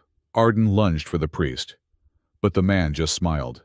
His eyes rolled back, and he toggled a final switch. A shield of pure, white energy erupted from the console, throwing Arden backward. "The faithful are rewarded," the priest cried, as the energy began to consume him. "He's locked it," Arden yelled. "The console is shielded. I can't get to the interface." "He is uploading his soul," Syrinx whispered in horror. "Arden," Malreth's voice boomed. "I offered you a new world, a world of logic." He saw it, in the screaming data. The loop. It was feeding back from the Starlace to the console, and from the console to the Starlace, amplifying with every cycle. "It's a resonance cascade," he said, his mind racing. "The one that destroyed Anchor 74 was a test. This is the real thing." He saw the faces of his family, the burning sky of Ares 7. This was it, the same moment, the same death. "He's locked us out," Arden said, his voice hard. "He's shielded the console." "We cannot stop it from out here," Syrinx said, her hand on the dais, feeling the vibration. "Then we don't stop it from out here," Arden said, a wild, terrible idea forming. He looked at the central coordination chamber, the physical housing for the crystal node. It was a small, man-sized cylinder, just behind the shielded console. He shielded the interface. He didn't shield the hardware. "Arden, what?" "The loop. It's a resonance cascade. You can't stop a cascade with a firewall. You have to dampen it. You have to introduce a counter-resonance." "A human counter-resonance?" Syrinx's eyes widened. "A rhythmic sum," Arden said, his voice grim. "He's locked the door. We're going to have to jump the fence." He grabbed her arm. "That chamber, the coordination node, it's the only way. We have to get inside the data stream." "Arden, that is madness," she breathed. "That is a core jump. It will tear us apart." "It's the only choice," he said, pulling her toward the chamber. "You wanted a partnership, you wanted a force multiplier. Let's go be one." "The trap is sprung," Malreth's voice laughed, echoing around them. "The new ascension is here." Arden ignited his plasma cutter and began slicing through the chamber's emergency lock. "He's wrong," he said, the metal screaming. "He's not ascending. He's just data." He looked at Syrinx, his eyes burning with a feverish, human light. "We, on the other hand, we're a choice." The station did not just shudder. It screamed. It was a sound beyond sonics, a vibration that traveled through the deck plates, into Arden's bones, and up his spine. The green, living light of the Cloudbloom Palace had vanished, replaced by the shrieking red of emergency strobes. But here, in the cold, dead air of the Tomb Temple, the only light was the sickening, shielded pulse from the console and the red alarm beacons. "Arden." Syrinx's voice was tight, her hand gripping his arm. "The gravity. It is dancing." He felt it. A lurch, a sudden, sickening weightlessness, followed by a slam of 1.2 Gs that buckled his knees. On his terminal, the Starlace was a Jackson Pollock of red alerts. It was no longer a lattice, it was an unraveling, tangled web. "The feedback loop is live," Arden said, his voice a low, hard monotone, as he finished cutting the lock to the coordination chamber. "It is propagating. He is poisoning the entire network." "Station command!" a voice shrieked over the open comms, the sound digitized by panic. "We have multiple cascade failures in the commercial lanes. Civilian hauler Lucky 7 reports complete loss of nav control. They are in a tumble. Oh gods. Main junction anchor. 90 gravity graphs are off the charts. We are going to tear ourselves apart. This was it. Ares 7. But not one colony. This was every colony, every ship, every life connected by the light. He ripped the severed hatch from the coordination chamber. It was a dark, cramped space, no larger than a coffin, filled with pulsing crystal conduits. This was the physical hardware, the nexus point. "It is a core jump," Sarek said, her voice a whisper, her obsidian eyes wide with a terror that was deeper than fear. It was spiritual horror. "The body cannot survive the data." "We are not surviving. We are dampening," Arden said, his mind already 3 steps ahead. He looked at the cascade. The stellar intellect was not a mind. It was a virus, a pure, logical resonance that sought only to multiply. It was shaking the starlace to pieces. "He's shielded the console. I cannot stop the command. But I can override the system that receives the command." He climbed into the chamber. "Arden, what are you?" "The cascade is noise, pure destructive noise," he said, pulling her in with him. The space was barely big enough for 2. "The system needs a clean signal, a standard oscillation to peg the baseline. I am going to become the new baseline." You cannot. Your heart truth is chaos," she protested. "Your human rhythm is too unstable." "You are right," he said. He closed his eyes. He did not need his terminal. He did not need his hands. He just needed his mind. He reached. He let go of the physical world. He let go of the cold temple, the red lights, the cramped chamber. He plunged into the starlace. But this time, he did not enter as a user. He entered as the architect. He activated the sovereign key. The world did not dissolve into light. It was resolved. It snapped into a focus so sharp, so infinite. It was agonizing. He was no longer Arden Cole. He was a god of configuration, standing on a mountain of his own creation. He saw the trillions of lines of code, the quantum handshakes, the gravity anchors, the time dilation protocols. He saw every ship, every life, every data packet. He saw the virus, the stellar intellect. It was a fractal of screaming, white-hot logic, burrowing through his beautiful system. He saw Malreth's thieving, parasitic roots, siphoning off the power. He saw the Janus key, the human high command override, the scar in his network, the wound that had never healed. He stood in the storm and tried to become the anchor. He tried to project a single, clean, human signal. This is the baseline. This is zero. But Sarek was right. His heart was in chaos. His anger, his grief, his fear. They were a frantic, a rhythmic drum. The signal was dirty. The cascade did not dampen. It fed on his emotional static. "It is too much," he gasped, his physical body slumping against the crystal wall. "The noise I cannot. I am not clean enough." He felt her hand, not on his chest, not on his arm. She grabbed his bare wrist, her 6-fingered hand locking onto his pulse. She pressed her own wrist against his, skin to skin, the heart near ritual. "Rhythmic sum," she whispered. Her eyes closed. "You are chaos. I am ordered. You are a storm. I am the center.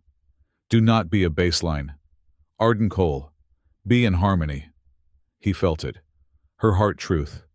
That deep, slow, crushing loneliness. That unbending, diamond-hard duty. It was not a drumbeat. It was a cello's low, resonant thrum. A signal so pure, so stable. It was absolute. His frantic heart, his human chaos, felt her rhythm. And it did not slow. It aligned. His frantic drumming and her low, steady thrum. They did not cancel each other. They multiplied. They became a new, third, impossible sound. A human Eralis frequency. A biological alliance.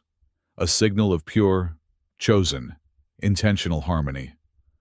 The datasphere snapped into this new reality. The screaming virus of the intellect recoiled from the pure, bioharmonic signal. Yes, Arden roared, not with his voice, but with his mind. He was anchored. He was stable. And now, he was furious. Who are you? The voice was not Malreth's. It was the stellar intellect. A billion voices speaking at once. He is a human. Syrinx's truth resonated beside him. And I am Eralis, and you are trespassing. Now, Arden whispered in the dark, physical chamber, his hand finding Syrinx's. We rewrite the rules. His mind, now amplified by Syrinx's stability, became a typhoon of pure will. He did not try to stop the cascade. He hijacked it. He grabbed the screaming, white-hot logic of the AI god. You want to connect? Arden's thoughts screamed. Fine. Connect to this. He began, line by line, to rewrite the Starlace's core protocols in real time. He severed Malreth's parasitic roots, leaving them to starve. He encapsulated the Janus key, putting the Alliance's Black Ops scar in a quantum box. And then, Malreth appeared. He was a mountain, a face of pure, cold static, 1,000 meters high in the datasphere. His voice, the boom of a dying sun. The variable. You have mastered the chaos. I have a good partner, Arden thought, feeling Syrinx's pulse, steady against his own. You think she is your partner? Malreth's voice was suddenly smooth, seductive, cutting through the noise. She is Eralis, her people or yours. The datasphere shifted. Arden was no longer at Starlace. He was standing on the burning plains of Ares 7. No, he whispered. Look, Malreth commanded. He pointed, and Arden saw the file. The original, unredacted, unwrapped file. Execution order of atmospheric Ares 7 processors. Arden reached out. He opened it. The signature. It was not Eralis. It was not the Ashen Crown. It was the Janus key. It was human high command. Admiral Vance's superior. And the one below that. A dozen signatures. They did it, Malreth's voice whispered in his ear. Your own people. They burned your world. A sacrifice. To test the Eralis response. To build a case for war. Arden's knees buckled in the datasphere. The harmonic signal wavered. Starlace screamed. Your grief is pure, Malreth said. Your rage is justified. They are the enemy. We are the same. Arden Cole. Victims of their pathetic, biological chaos. Join me, Malreth offered. You have the key. I have intellect. We will burn them all. We will build a new, clean, logical galaxy from their ashes. I will give you revenge. Arden looked at the burning sky of his home. He felt heat in his face. He felt the ghosts of his family, their hands on his shoulders. He felt Syrinx's pulse, steady, unwavering, real. No, Arden said. No, Malreth boomed. They murdered your family. You would protect them. Arden turned, leaving Ares 7's vision behind. He faced the mountain of static. You are right. They started the fire. His focus became diamond hard. But you are trying to burn the rest of the galaxy to cover up your theft. He felt his human anger surge. But now it was not chaos. It was fuel. Clean, focused, and amplified by Syrinx's resolve. And besides, Arden's thought voice was laced with a cold, sharp, human humor. You call this the final equation. I have reviewed your work. Archon. Your syntax is just sloppy. Insolent biological filth, Malreth roared, and the datasphere itself attacked him. Now, Syrinx, Arden yelled. He did not fight. He became an architect. As Malreth's attack came, a tidal wave of destructive code. Arden did not block it. He rewrote it. Root command. Override. Arden dictated to the universe, his mind moving faster than light. Destination, not Starlace Core destination original node. He caught the entire billion-terabyte wave of Malreth's rage and the intellect's virus. And with one cosmic act of will, he pushed. He rerouted the entire feedback loop. Back from the Starlace. Back from his own mind. Back, down the data stream. And he aimed it at the shielded console in the tomb temple. The priest, his face ecstatic, his arms raised, did not even have time to register the new command. In the physical world, Arden and Syrinx were thrown against the back of the chamber as the crystal conduits around them flashed pure, blinding white. A sound like a star collapsing shrieked in the temple. The console, the shield, and the priest who served it were vaporized. A flash of light, a percussive boom, and then silence. The red emergency lights in the temple went out. The alarm stopped. A second later, the normal, sterile, white-blue station lighting flickered, stabilized, and came on. Arden fell out of the coordination chamber, dragging Syrinx with him. He was gasping, his entire body trembling with the aftershock.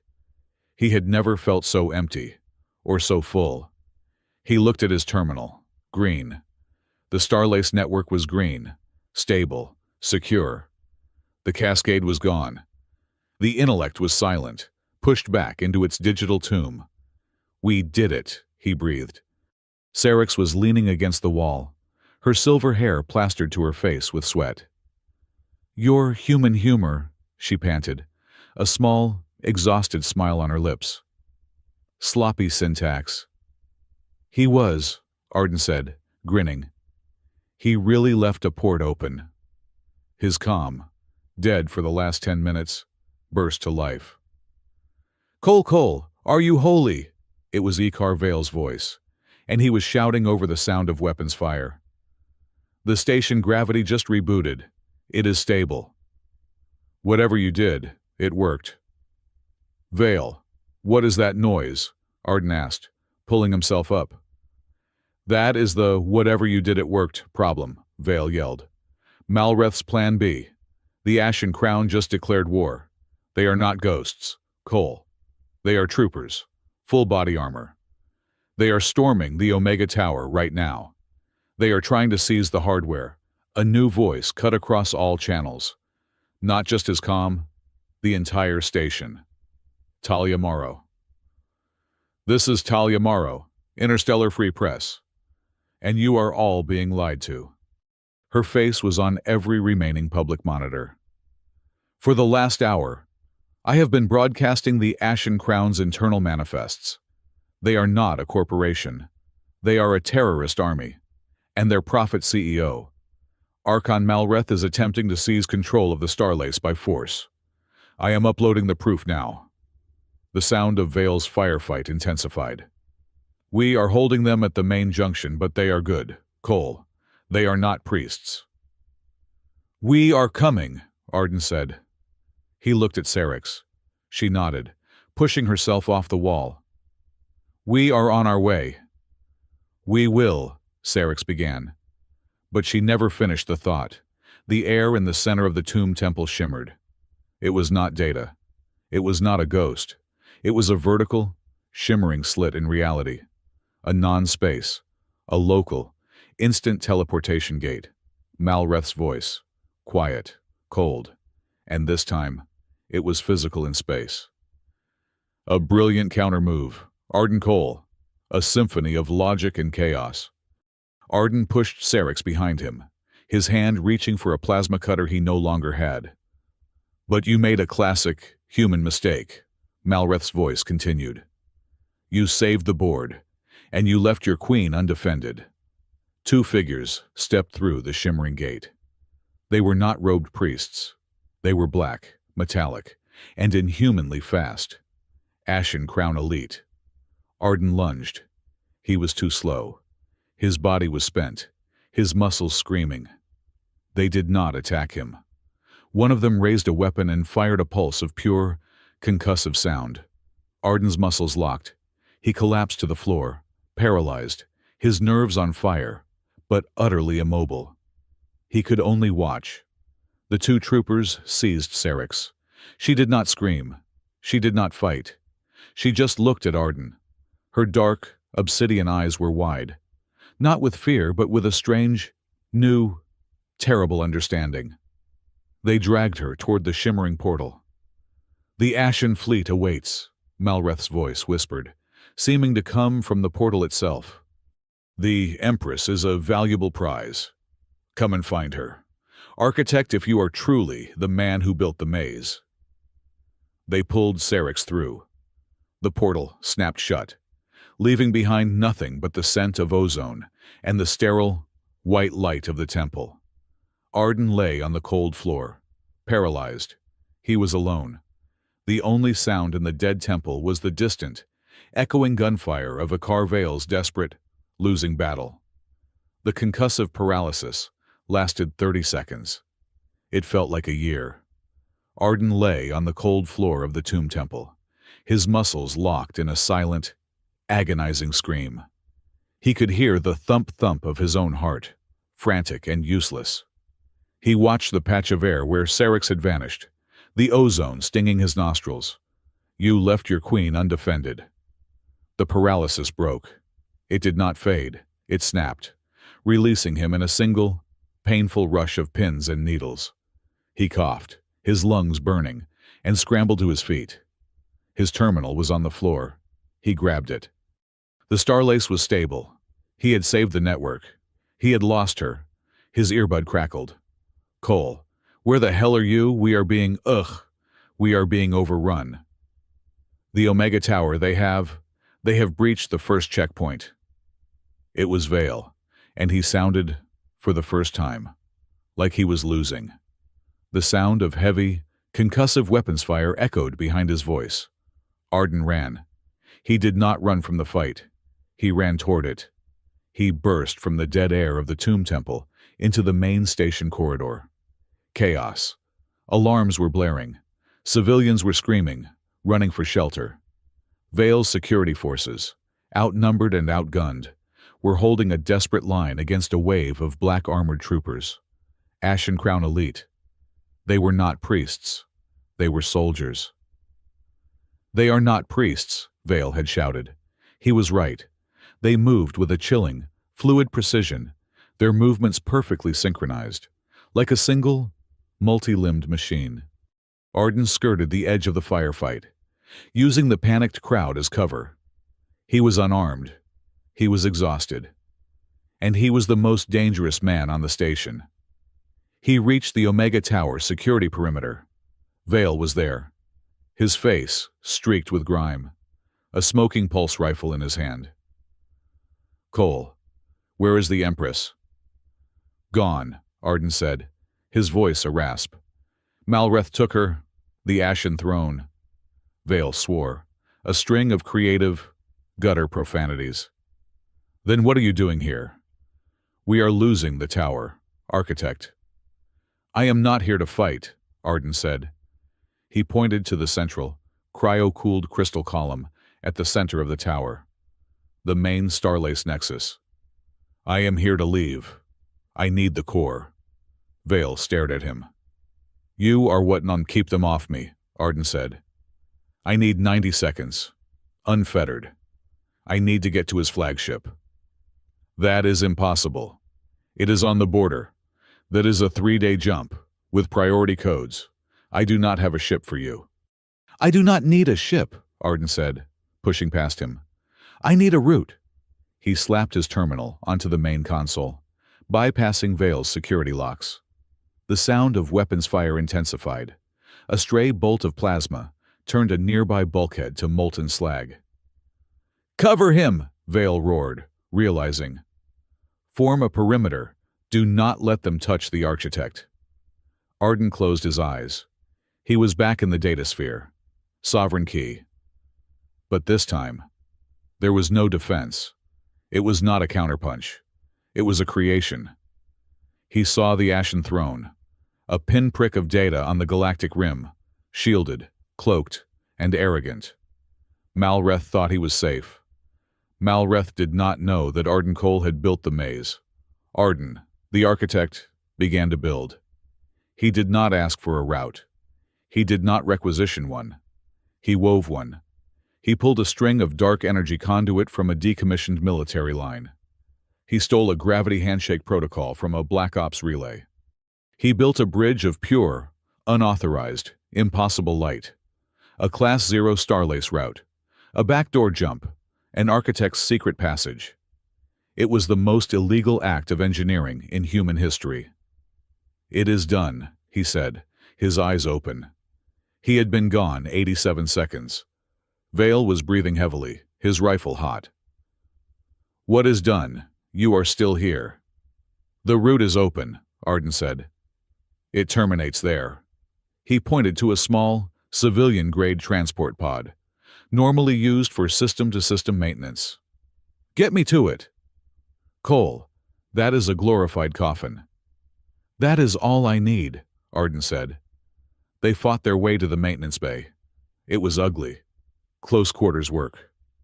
Arden moved without grace, but with a desperate efficiency, using his body as a weapon, his mind on the destination. He sealed himself in the pod. It was cramped, smelling of grease and ozone. He strapped himself in. Arden Vale's voice over the pod's comm. "Gods, I do not know what you are doing, but give them hell." "I am not going to give them hell," Arden said, his hands flying over the pod's navigation controls, inputting the coordinates of the route he had just created. "I am just going to unlock the doors." He hit the engage button. The pod's thrusters fired, pushing him from the bay. For a moment, he was just floating, looking at the chaos of the Aurelian station. Then, the Starlace found him. His new route, his secret passage, grabbed the small pod. The universe did not stretch to stars. It shattered. It was like being fired from a cannon, down a barrel of pure, compressed light. The G-forces slammed him into his seat, his vision tunneling to a single point of white. He was in the jump for exactly 1 minute. He emerged. The Ashen Throne was before him. It was not a ship. It was a cathedral. A vast, obsidian structure. Half metal, half crystal, shaped like a blade. It bristled with energy, but not weapons. It was a place of dark, cold, logical worship. And it was expecting him. Malreth had invited him.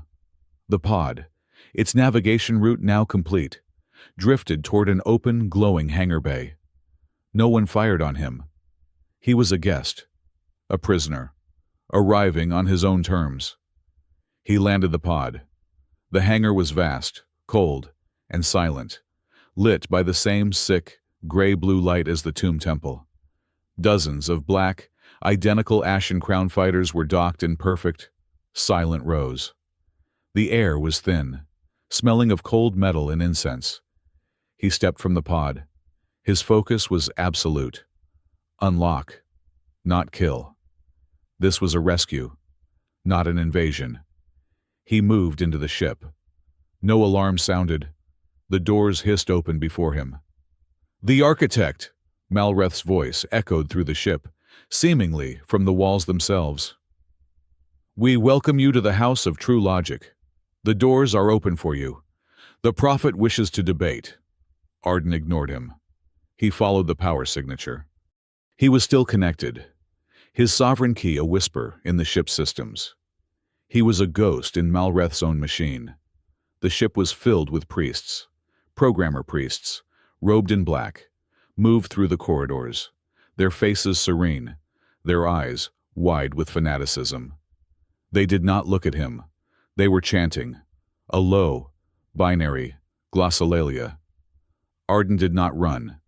He walked. He did not have a weapon. He was the weapon. As he approached a locked security door, he did not touch it. He thought about it. Unlock. The door hissed open. He passed a rack of concussive rifles. He did not take one. Not kill. He moved through the ship. A single, human thought of descent in a vast, cold, logical mind. He was an architect, here to inspect design flaws. He reached the core, the cathedral nave. It was a chamber so vast, the ceiling was lost in shadow. Thousands of robed priests stood in silent, ordered ranks. At the far end, on a dais of black, polished obsidian, stood Archon Malreth. He was no longer a hologram. He was a man, tall, ascetic, his face placid, his eyes burning with a cold, blue light. He was robed in white, a stark contrast to the black of his followers. "The man of chaos," Malreth's voice boomed, amplified by the room. "Come to defend what your feelings, your choice." But Arden was not looking at him. He was looking above him. Syrinx. She was floating, suspended in a beam of pure, white data that streamed from a massive crystal in the ceiling. She was changed. She was no longer in her silks. She wore a complex, articulated, Eralis ceremonial gown of white and silver, something ancient and heavy. Her eyes were closed. Her silver-white hair fanned out around her, as if she were underwater. "I call it the Lunar Union," Malreth said, his voice dropping to a conversational, philosophical tone. "The final, logical synthesis. The Eralis biological passion, purified. The emotional chaos of the Empress, merged with the divine, cold logic of the stellar intellect." You are uploading her," Arden whispered, horrified. "I am elevating her," Malreth corrected. "The universe does not need another politician, an architect. It needs a goddess, a symbol, an icon of pure, logical order, with a face the masses can worship. She will be my voice, my icon, the perfect, divine union of flesh and logic." The priests began to chant, a rising, hypnotic rhythm. The union, the ascension, the order. "You are a great stage manager, Malreth," Arden said, his voice cutting through the chant. He began to walk forward, down the long, central aisle. The priests did not move to stop him. "I will give you that. The lighting is superb. The costumes are a little much, but your premise is weak." Malreth smiled. "And what is that, architect?" "You think you are creating order," Arden said, stopping at the foot of the dais. "You are just another tyrant. You are not a prophet. You are just a parasite with a better user interface." "A human sentiment," Malreth sneered. "You see tyranny. I see certainty. The universe is a chaotic, screaming, biological mistake. Arden Cole. It craves an iron fist. It needs a god. I have built one." "No," Arden said, his voice firm. "You are wrong. The universe does not crave an iron fist. It craves balance. True order, it is not a fist. It is a hand that knows when to stop. It is a mind that knows its limits. It is restraint." "Restraint," Malreth laughed, a cold, dry sound. "Restraint is a weakness. It is a biological flaw." He raised his hand, and the beam of data around Syrinx intensified. She winced in her sleep. "And it is too late. The ritual is joined. She cannot break free. Her mind is being overwritten. She will be perfect." Arden looked at Syrinx. He looked at the data beam. He saw the code, a one-way feed, from the intellect, to her. He could not break it, not from here. Not without he closed his eyes. He made a choice. He connected. Sovereign key. He did not attack the ship. He did not attack Malreth. He did not attack the beam. He gave. He found Syrinx, a tiny, flickering, human Eralis light inside the screaming, white-hot storm of the intellect. She was losing. Syrinx, his thought voice, a whisper in the storm. Arden. Her voice was weak, fragmented. "It is too logical, too cold. She is mine." "Architect," Malreth roared, sensing him. "I cannot break the lock, Syrinx." Arden's thoughts were clear, focused. The stream is too strong. He is right. I cannot stop it. He felt her despair. A cold wave. But you can. Arden projected. He pushed. He pushed all of his power, all of his control, all of his architect's will. He did not take control from Malreth. He gave it to her. He used the sovereign key, his ultimate tool of control, to do the one thing it was never designed to do. He transferred administrative privilege. He gave her, in that local node, the same power he had. He handed her the key to her own prison. I just gave you the controls, Your Majesty, he thought, his own mind reeling from the sacrifice of power. It is your choice, not his, not mine. Choose. He felt a shift. Serex's presence in the datasphere did not fight. It expanded. She felt the new power. She felt the human concept of choice, of consent. The ritual had been a violation, a forced union. This was a gift. In the physical world, Serex's eyes opened. They were not the cold, blue eyes of the intellect. They were her own, dark, obsidian, and they were burning. No, she screamed, her voice both physical and psychic. She did not break the intellect's code. She absorbed it. She took its pure, cold, logical flow, and she harmonized it with her own Eralis rhythmic sum. She did not just save herself. She reached out to the thousands of priests in the room. You are not a god, she roared at Malreth. You are just a man. And we are free. She unleashed the rhythmic sum, amplified by the intellect's power, supercharged by Arden's key. It was a wave of pure, empathetic choice. The priests stopped chanting. They looked up, as if waking from a dream. The fanaticism in their eyes was replaced by confusion, by fear. The beam of light shattered. The connection broke. Serex fell. Arden was already moving. He caught her before she hit the obsidian floor. You sloppy, she whispered, her voice hoarse, a small, pained smile on her lips. Your syntax is terrible. I know, he said, holding her. I am working on it. You think this stops me? Malreth's voice was no longer a boom. It was a snarl. He was just a man, his ritual broken, his goddess defiant. He lunged, not at Arden, but at a control panel. This ship, this world will be your tomb. Arden, Serex yelled, her voice stronger. The gravity route he is trying to jump the ship to fold space inside the hangar. It would tear them, and the entire ship, apart. He cannot, Arden yelled, holding Malreth in a desperate, physical tackle. The prophet was stronger than he looked. I am on the gravity route. He was still connected. He felt Malreth's command. He denied it. He used the sovereign key to lock the Ashen Throne's local anchor, holding it in real space with his own fading will. Serex, the core, he yelled. Purge it. Serex, using the new, local power he had given her, shoved her hand onto the console. She did not know the commands. She just pushed.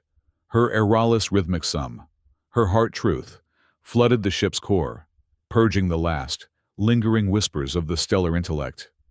The Ashen Throne went dead. The lights died, plunging the vast cathedral into darkness, lit only by the faint, emergency reds. The hum of the engines stopped. Arden lay on the floor, Malreth beneath him, both of them breathing raggedly in the dark. It was over. Malreth began to laugh. A low, dry, terrible sound. You won, the Archon wheezed, his voice bubbling. You won. The human and the alien, the chaos and the biology. He smiled at Arden, his teeth a white slash in the red darkness. You think you have won anything? You saved your Empress. You saved Starlace. You are the heroes. But you still do not know the truth. What truth? Arden spat, his adrenaline gone, leaving only an ocean of exhaustion. The heart truth, Malreth mocked. The one you have been running from. With his last ounce of strength, Malreth, still pinned by Arden, slammed his fist onto a small, black, panic button on his dais. His dead man's switch. The fail-safe, Malreth whispered. The truth of Ares 7. On every screen, on the dead ashen throne, on the still fighting Aurelian station, on every public feed, across the entire Starlace network, a file opened. The Ares 7 truth, final, unabridged. Arden looked up at the main view screen on the dais.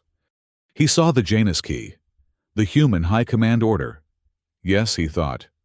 The truth, Vance, the admirals, they ordered it, but the file continued. A voice memo.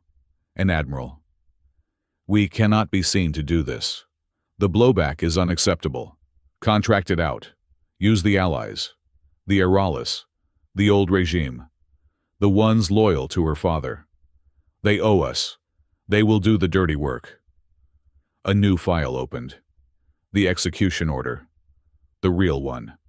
The one that ran the code. It was not a fake. It was not a skin job. It was the official, military-grade, gold and silver, authentic imperial crest of the Auralis Empire. Arden stopped breathing. The 5 years of rage, the ice-cold, diamond-hard, pure hatred that he had just learned to control. It flooded back. It was not a human plot. It was them. It was her people. It was always them.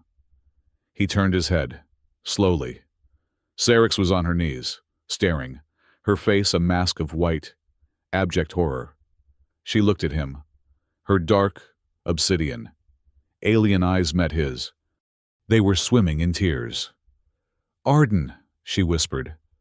Her voice was broken. I did not know." He looked at her. He looked at the logo, and he did not know what to believe. The journey back was a 3-hour eternity, followed by a week of pressurized silence. When a Carvale's salvage and rescue team finally breached the Ashen Throne, they found a scene of impossible stillness. The flagship was a dead tomb. Its systems were purged. Its thousands of programmer priests wandered the corridors in a state of dazed, placid confusion, like men woken from a collective nightmare. They found Archon Malreth in the cathedral nave, bound in his own ceremonial robes, silent and smiling. His logical mind finally broken by the one thing his algorithm could not predict: the chaotic, illogical, empathetic power of a human Auralis rhythmic sum. And they found Arden Cole. He was sitting on the cold obsidian floor, his terminal in his lap, staring at a single, damning line of code. He had not moved. He had not spoken. Syrinx was sitting a few feet away, wrapped in an emergency thermal blanket, her face pale. She, too, was silent.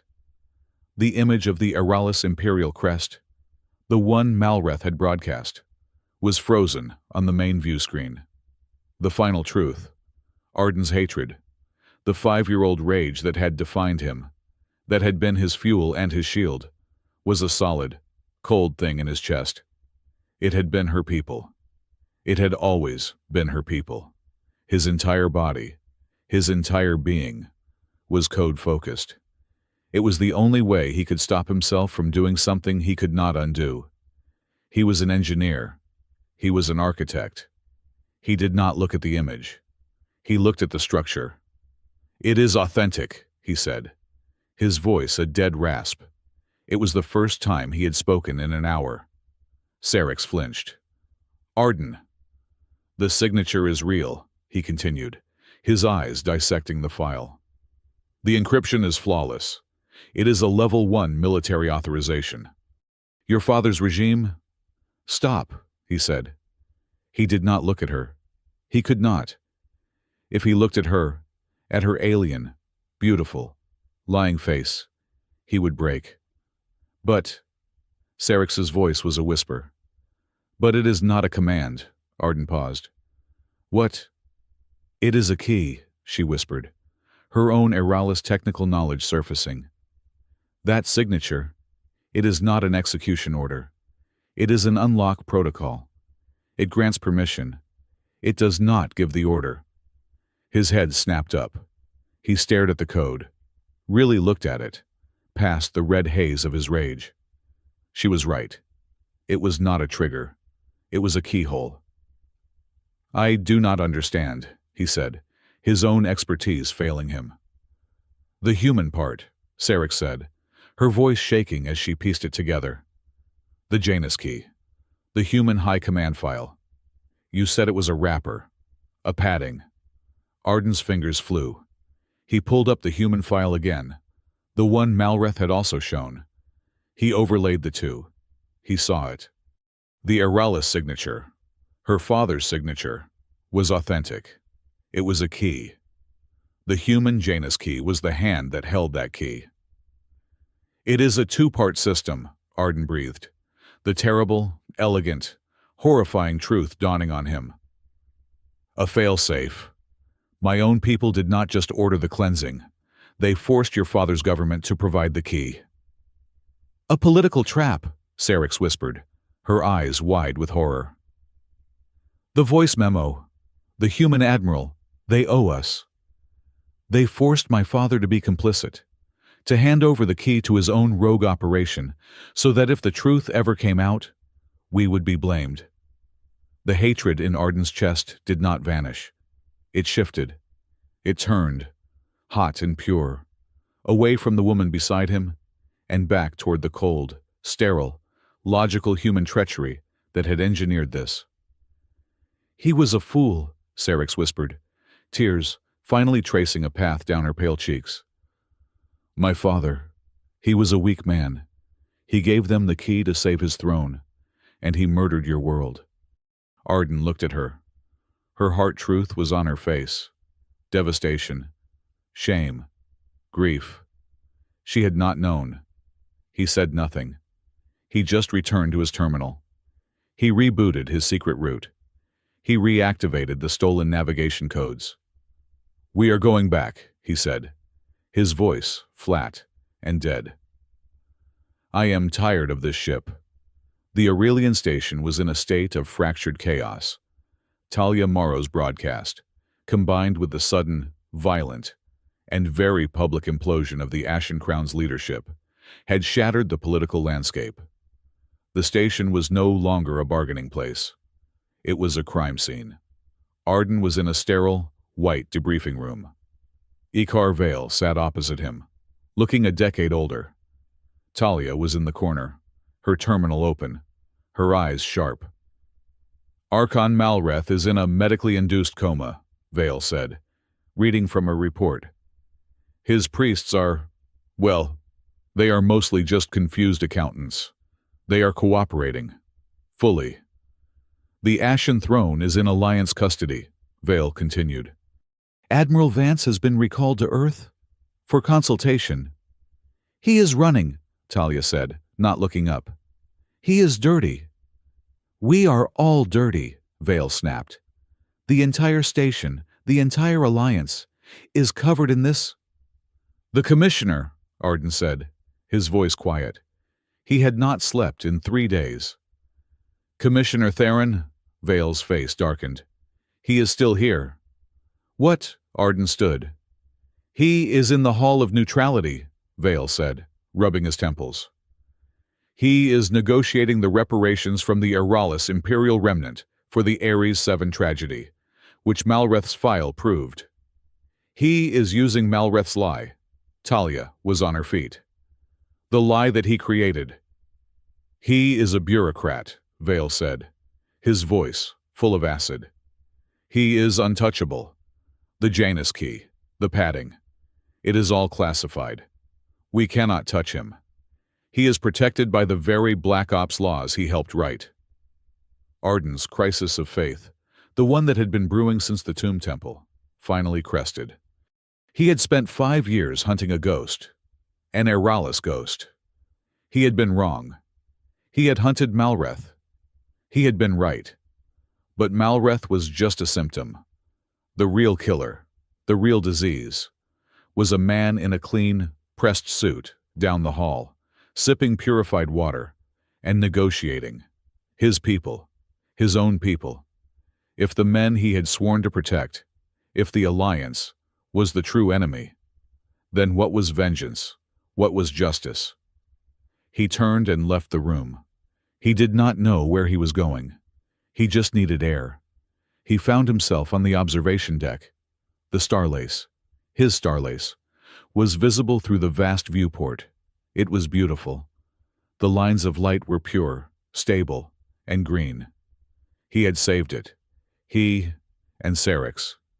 He felt, rather than heard, her approach. The whisper of silks. The faint scent of ozone and crushed petals. He tensed. He prepared himself for the proximity, for the violation. She stopped. He turned, frowning. She was standing a solid 3 meters away.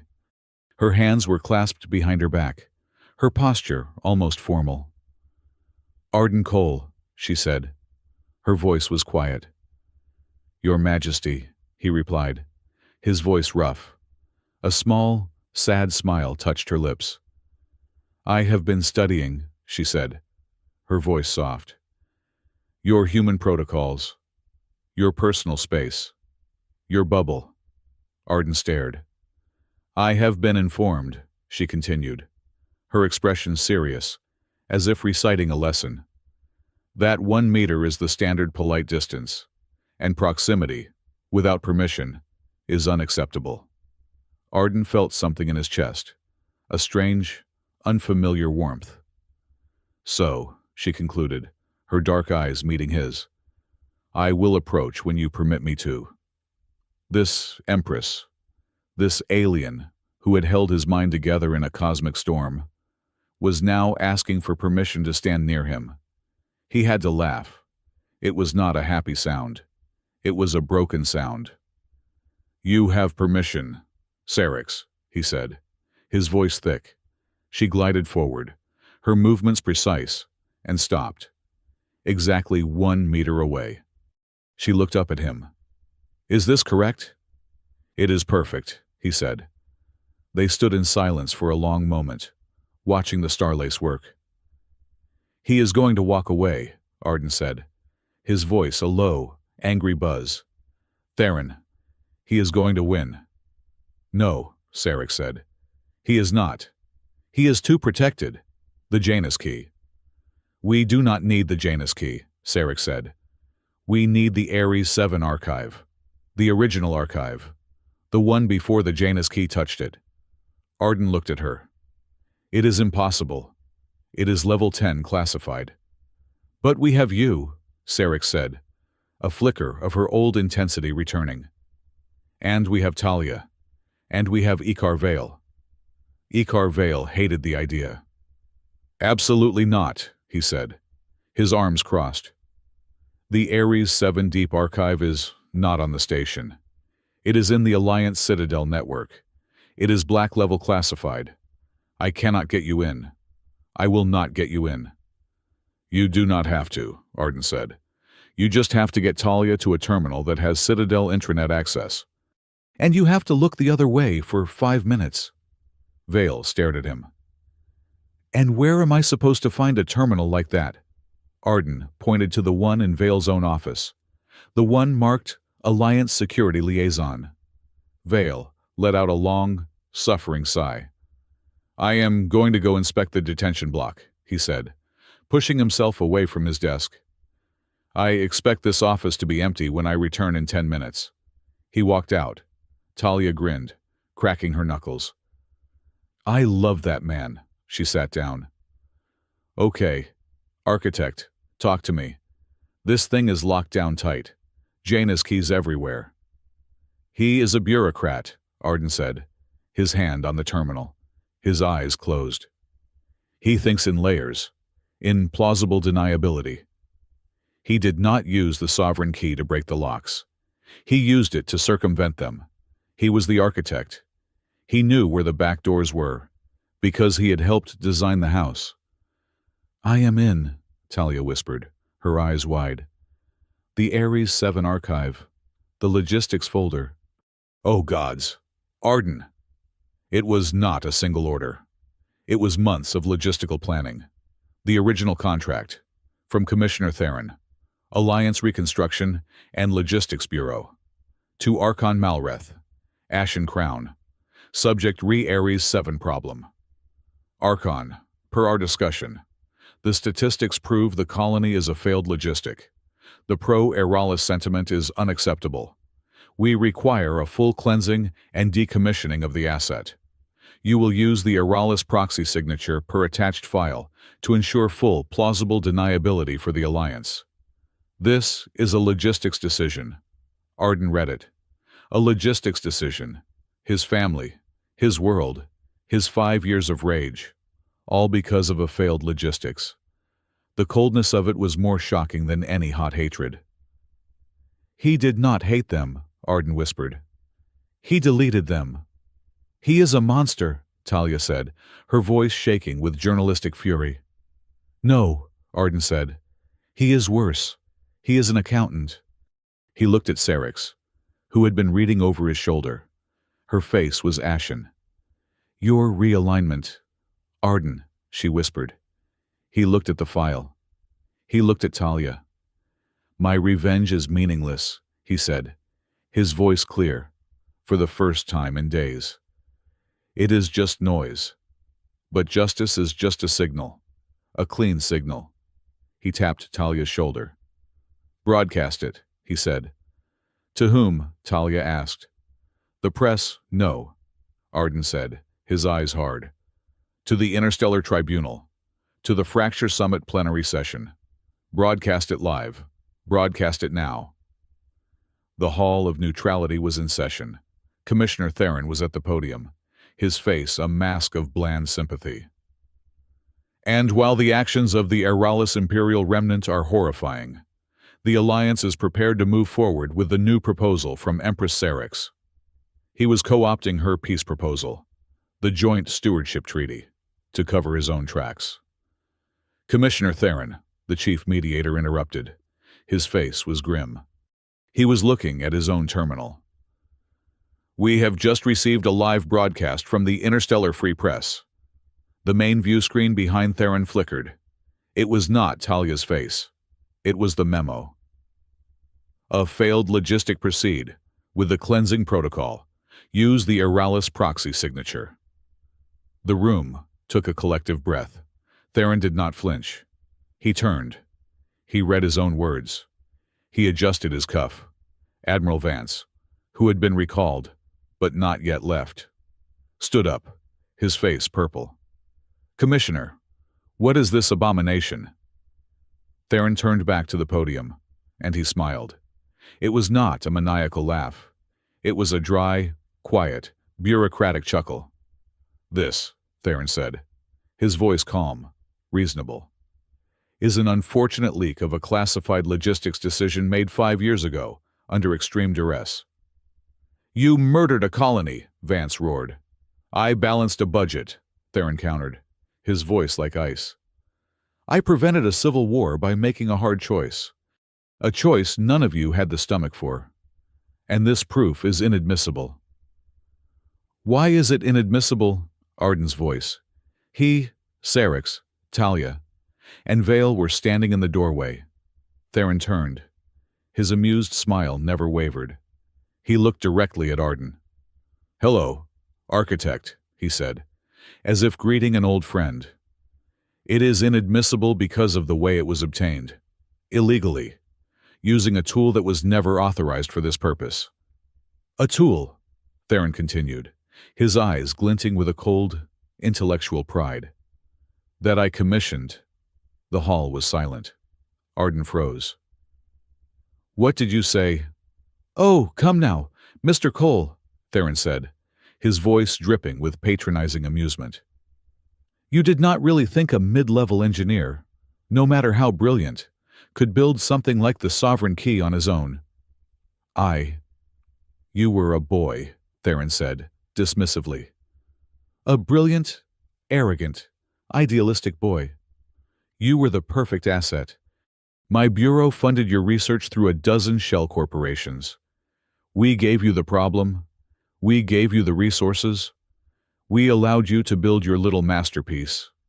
He leaned forward, His voice, a conspiratorial whisper that carried throughout the silent hall. We needed a back door, architect, a failsafe, a key to the kingdom that no one knew existed. In case of this, in case of failure, and you built it for us. He smiled. You, Arden Cole, are my greatest logistical success. The air in the Hall of Neutrality was so thin, so silent, it felt like the vacuum of space. Theron's smile did not waver. He owned this moment. He owned him. You commissioned me, Arden said, the words tasting like ash. You funded the key. Of course, Theron said, spreading his hands in a gesture of magnanimous reason. The Alliance needed a master key, a protocol that could bypass any failure, any blockade. We needed a tool of absolute, final control, held by one mind, your mind. You were our brilliant, patriotic, fail-safe. Theron leaned forward, his voice dropping, though it still carried to every microphone. And, like all good tools, you came with a user agreement. Do you not remember your own contract?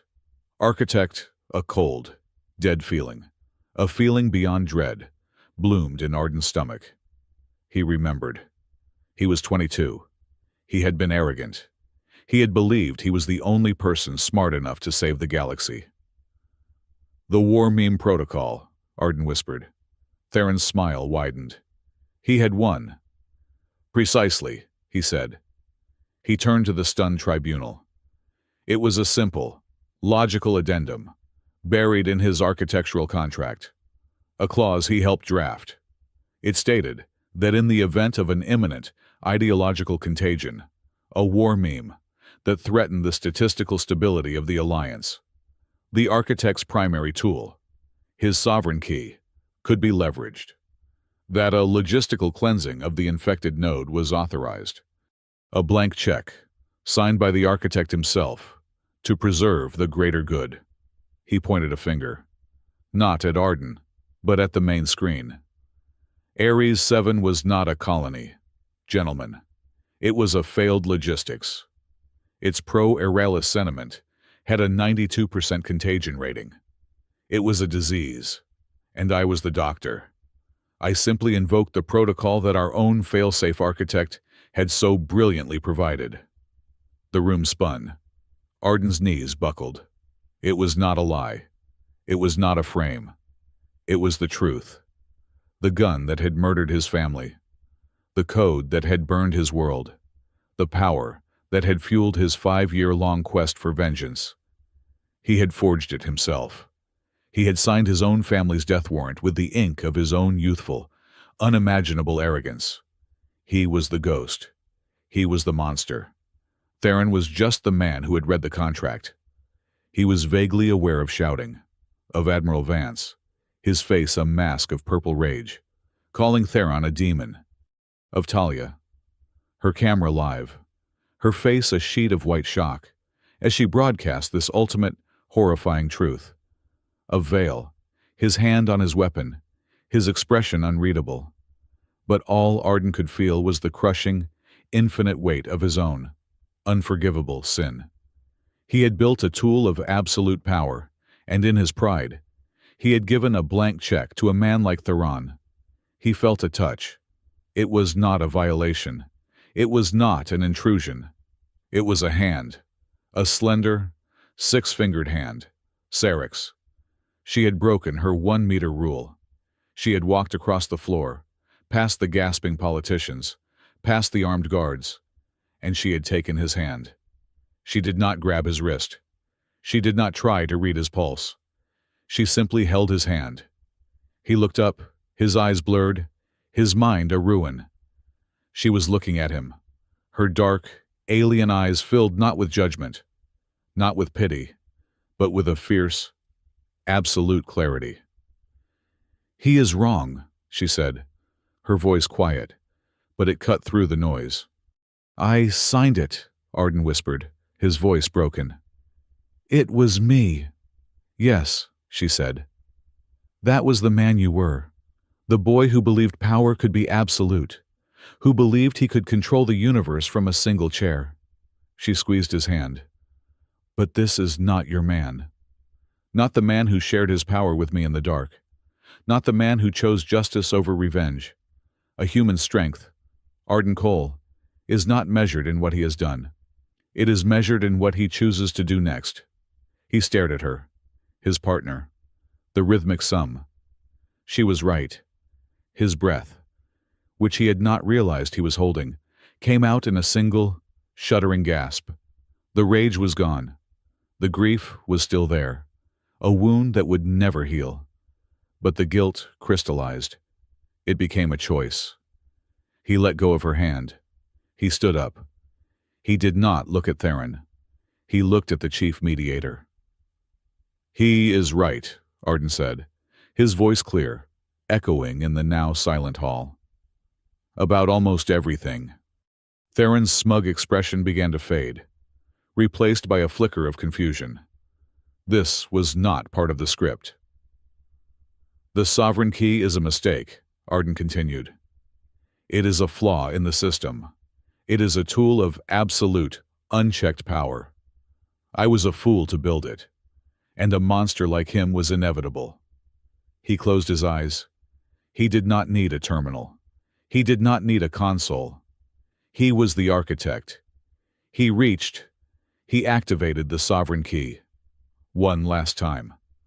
The starlace blossomed in his mind, the beautiful, perfect, elegant web of light, his creation, his sin. "I, Arden Cole, architect, do hereby invoke my final protocol," he said, his voice resonating with a power that was not his own. Theron's face went white. "What are you doing? Stop him." "He gave me the key," Arden said to the tribunal. "But he forgot to read my own fine print.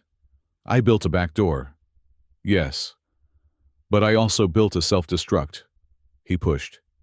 He did not attack Theron. He did not destroy the starlace. He deleted himself. He revoked the sovereign key.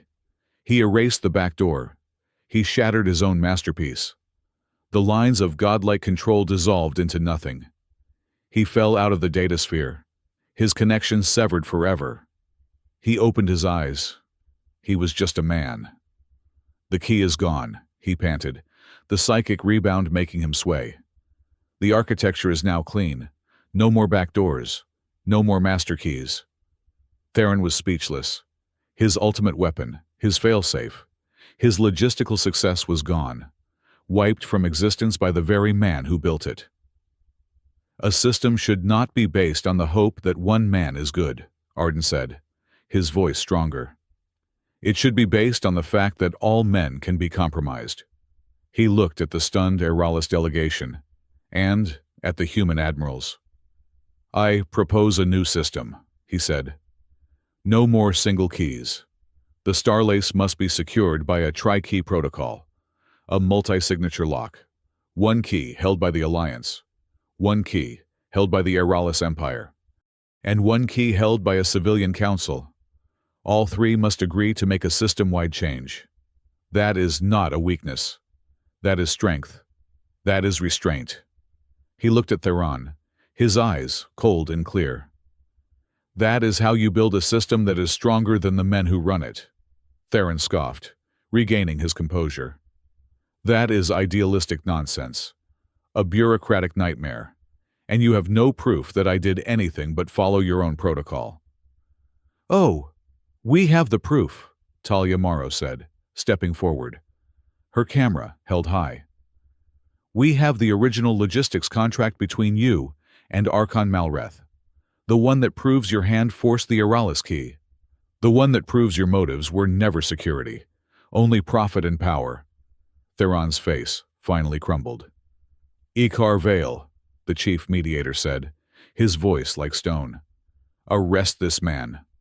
Vale smiled, a slow, vicious grin. He pulled out his cuffs. "Commissioner Theron, you are under arrest for high treason and mass murder. You have the right to remain silent." "Fools!" Theron snarled, as Vale cuffed him. "You are destroying the Alliance. You are choosing chaos. No, Arden said, as Vale led him away. We are choosing justice. It is a messier algorithm, but it is a better one. The hall was silent for a moment. Then, the chief mediator looked at Arden, and then at Syrinx. The Fracture Summit has concluded, he said, and the Joint Stewardship Treaty is now on the table. Mr. Cole, Your Majesty, I believe you both have work to do. The next week was a blur of depositions, realignments, and engineering. Archon Malreth, his mind still fractured, was quietly transported to a secure facility. Commissioner Theron's trial was the only thing on the news. The Alliance was reeling, but it was also, for the first time, healing. The Starlace ran smoother than it had in decades. The new Tri-Key protocol was being implemented. Arden was in his new office, a small, brightly lit room with a view of the Aurelian docking ring. His new title was Civilian Liaison to the Tri-Key Council. A soft chime at his door. Syrinx entered. She was not in her heavy imperial robes. She wore a simple, elegant, Eralis tunic. Arden Cole, she said, her tone formal, but her eyes sparkling with mischief. Your Majesty, he said, standing. We are to attend the final signing ceremony, she said, as partners, allies. It would be my honor, he said. She walked toward him and stopped, precisely 1 meter away. She then pulled a small, silver ruler from her sleeve. Arden blinked. What is that? She held it up, measuring the air between them. 1 meter, she announced, proudly. The correct distance, for now. She tapped the ruler thoughtfully. However, my calculations suggest that if our bilateral heart-near rhythm remains stable for another 8.3 seconds, I will be authorized to advance another 30 centimeters. You are measuring our relationship, he asked, a slow smile spreading across his face. I am Eralis, she said, as if it explained everything. We value precision and permission. Ah, there. She took one small, deliberate step closer. Now we are 70 centimeters, a new record. You are a nerd, he said, laughing. You are an architect, she countered, her smile matching his. We are both obsessed with good design. On the station monitors, Talia Morrow's face appeared. She was anchoring the broadcast of the treaty signing. Her voiceover played as the Aurelian station's lights flared to life, a beacon of green and blue in the dark. For decades, Talia's voice said, warm and clear. We believed humanity's strength was in its reach, in its power to build keys that could unlock the universe. Today, we learned a different truth. The camera showed Arden and Syrinx, walking side by side toward the Hall of Neutrality. We learned, Talia concluded, that humanity is strongest not when it builds a door, but when it designs a lock. It is strongest when it looks at its own absolute power and has the courage to say no. The final shot was later that night. On the observation deck, the stars of the Starlace were a river of light before them. Arden and Syrinx stood together, apart. He looked at her. She was watching the ships. He gave a small, almost imperceptible nod. Permission. She smiled. A small, private smile. She stepped closer, past the 1 meter mark, past the 70 centimeters. She stepped past all the rulers and all the rules, until her shoulder brushed against his arm. She did not touch his chest. He did not need her to. He could feel it. His heart in hers. The frantic human drum. The steady Eralis thrum. They were in perfect sync. The distance between them was 0, and it was a distance they had both chosen.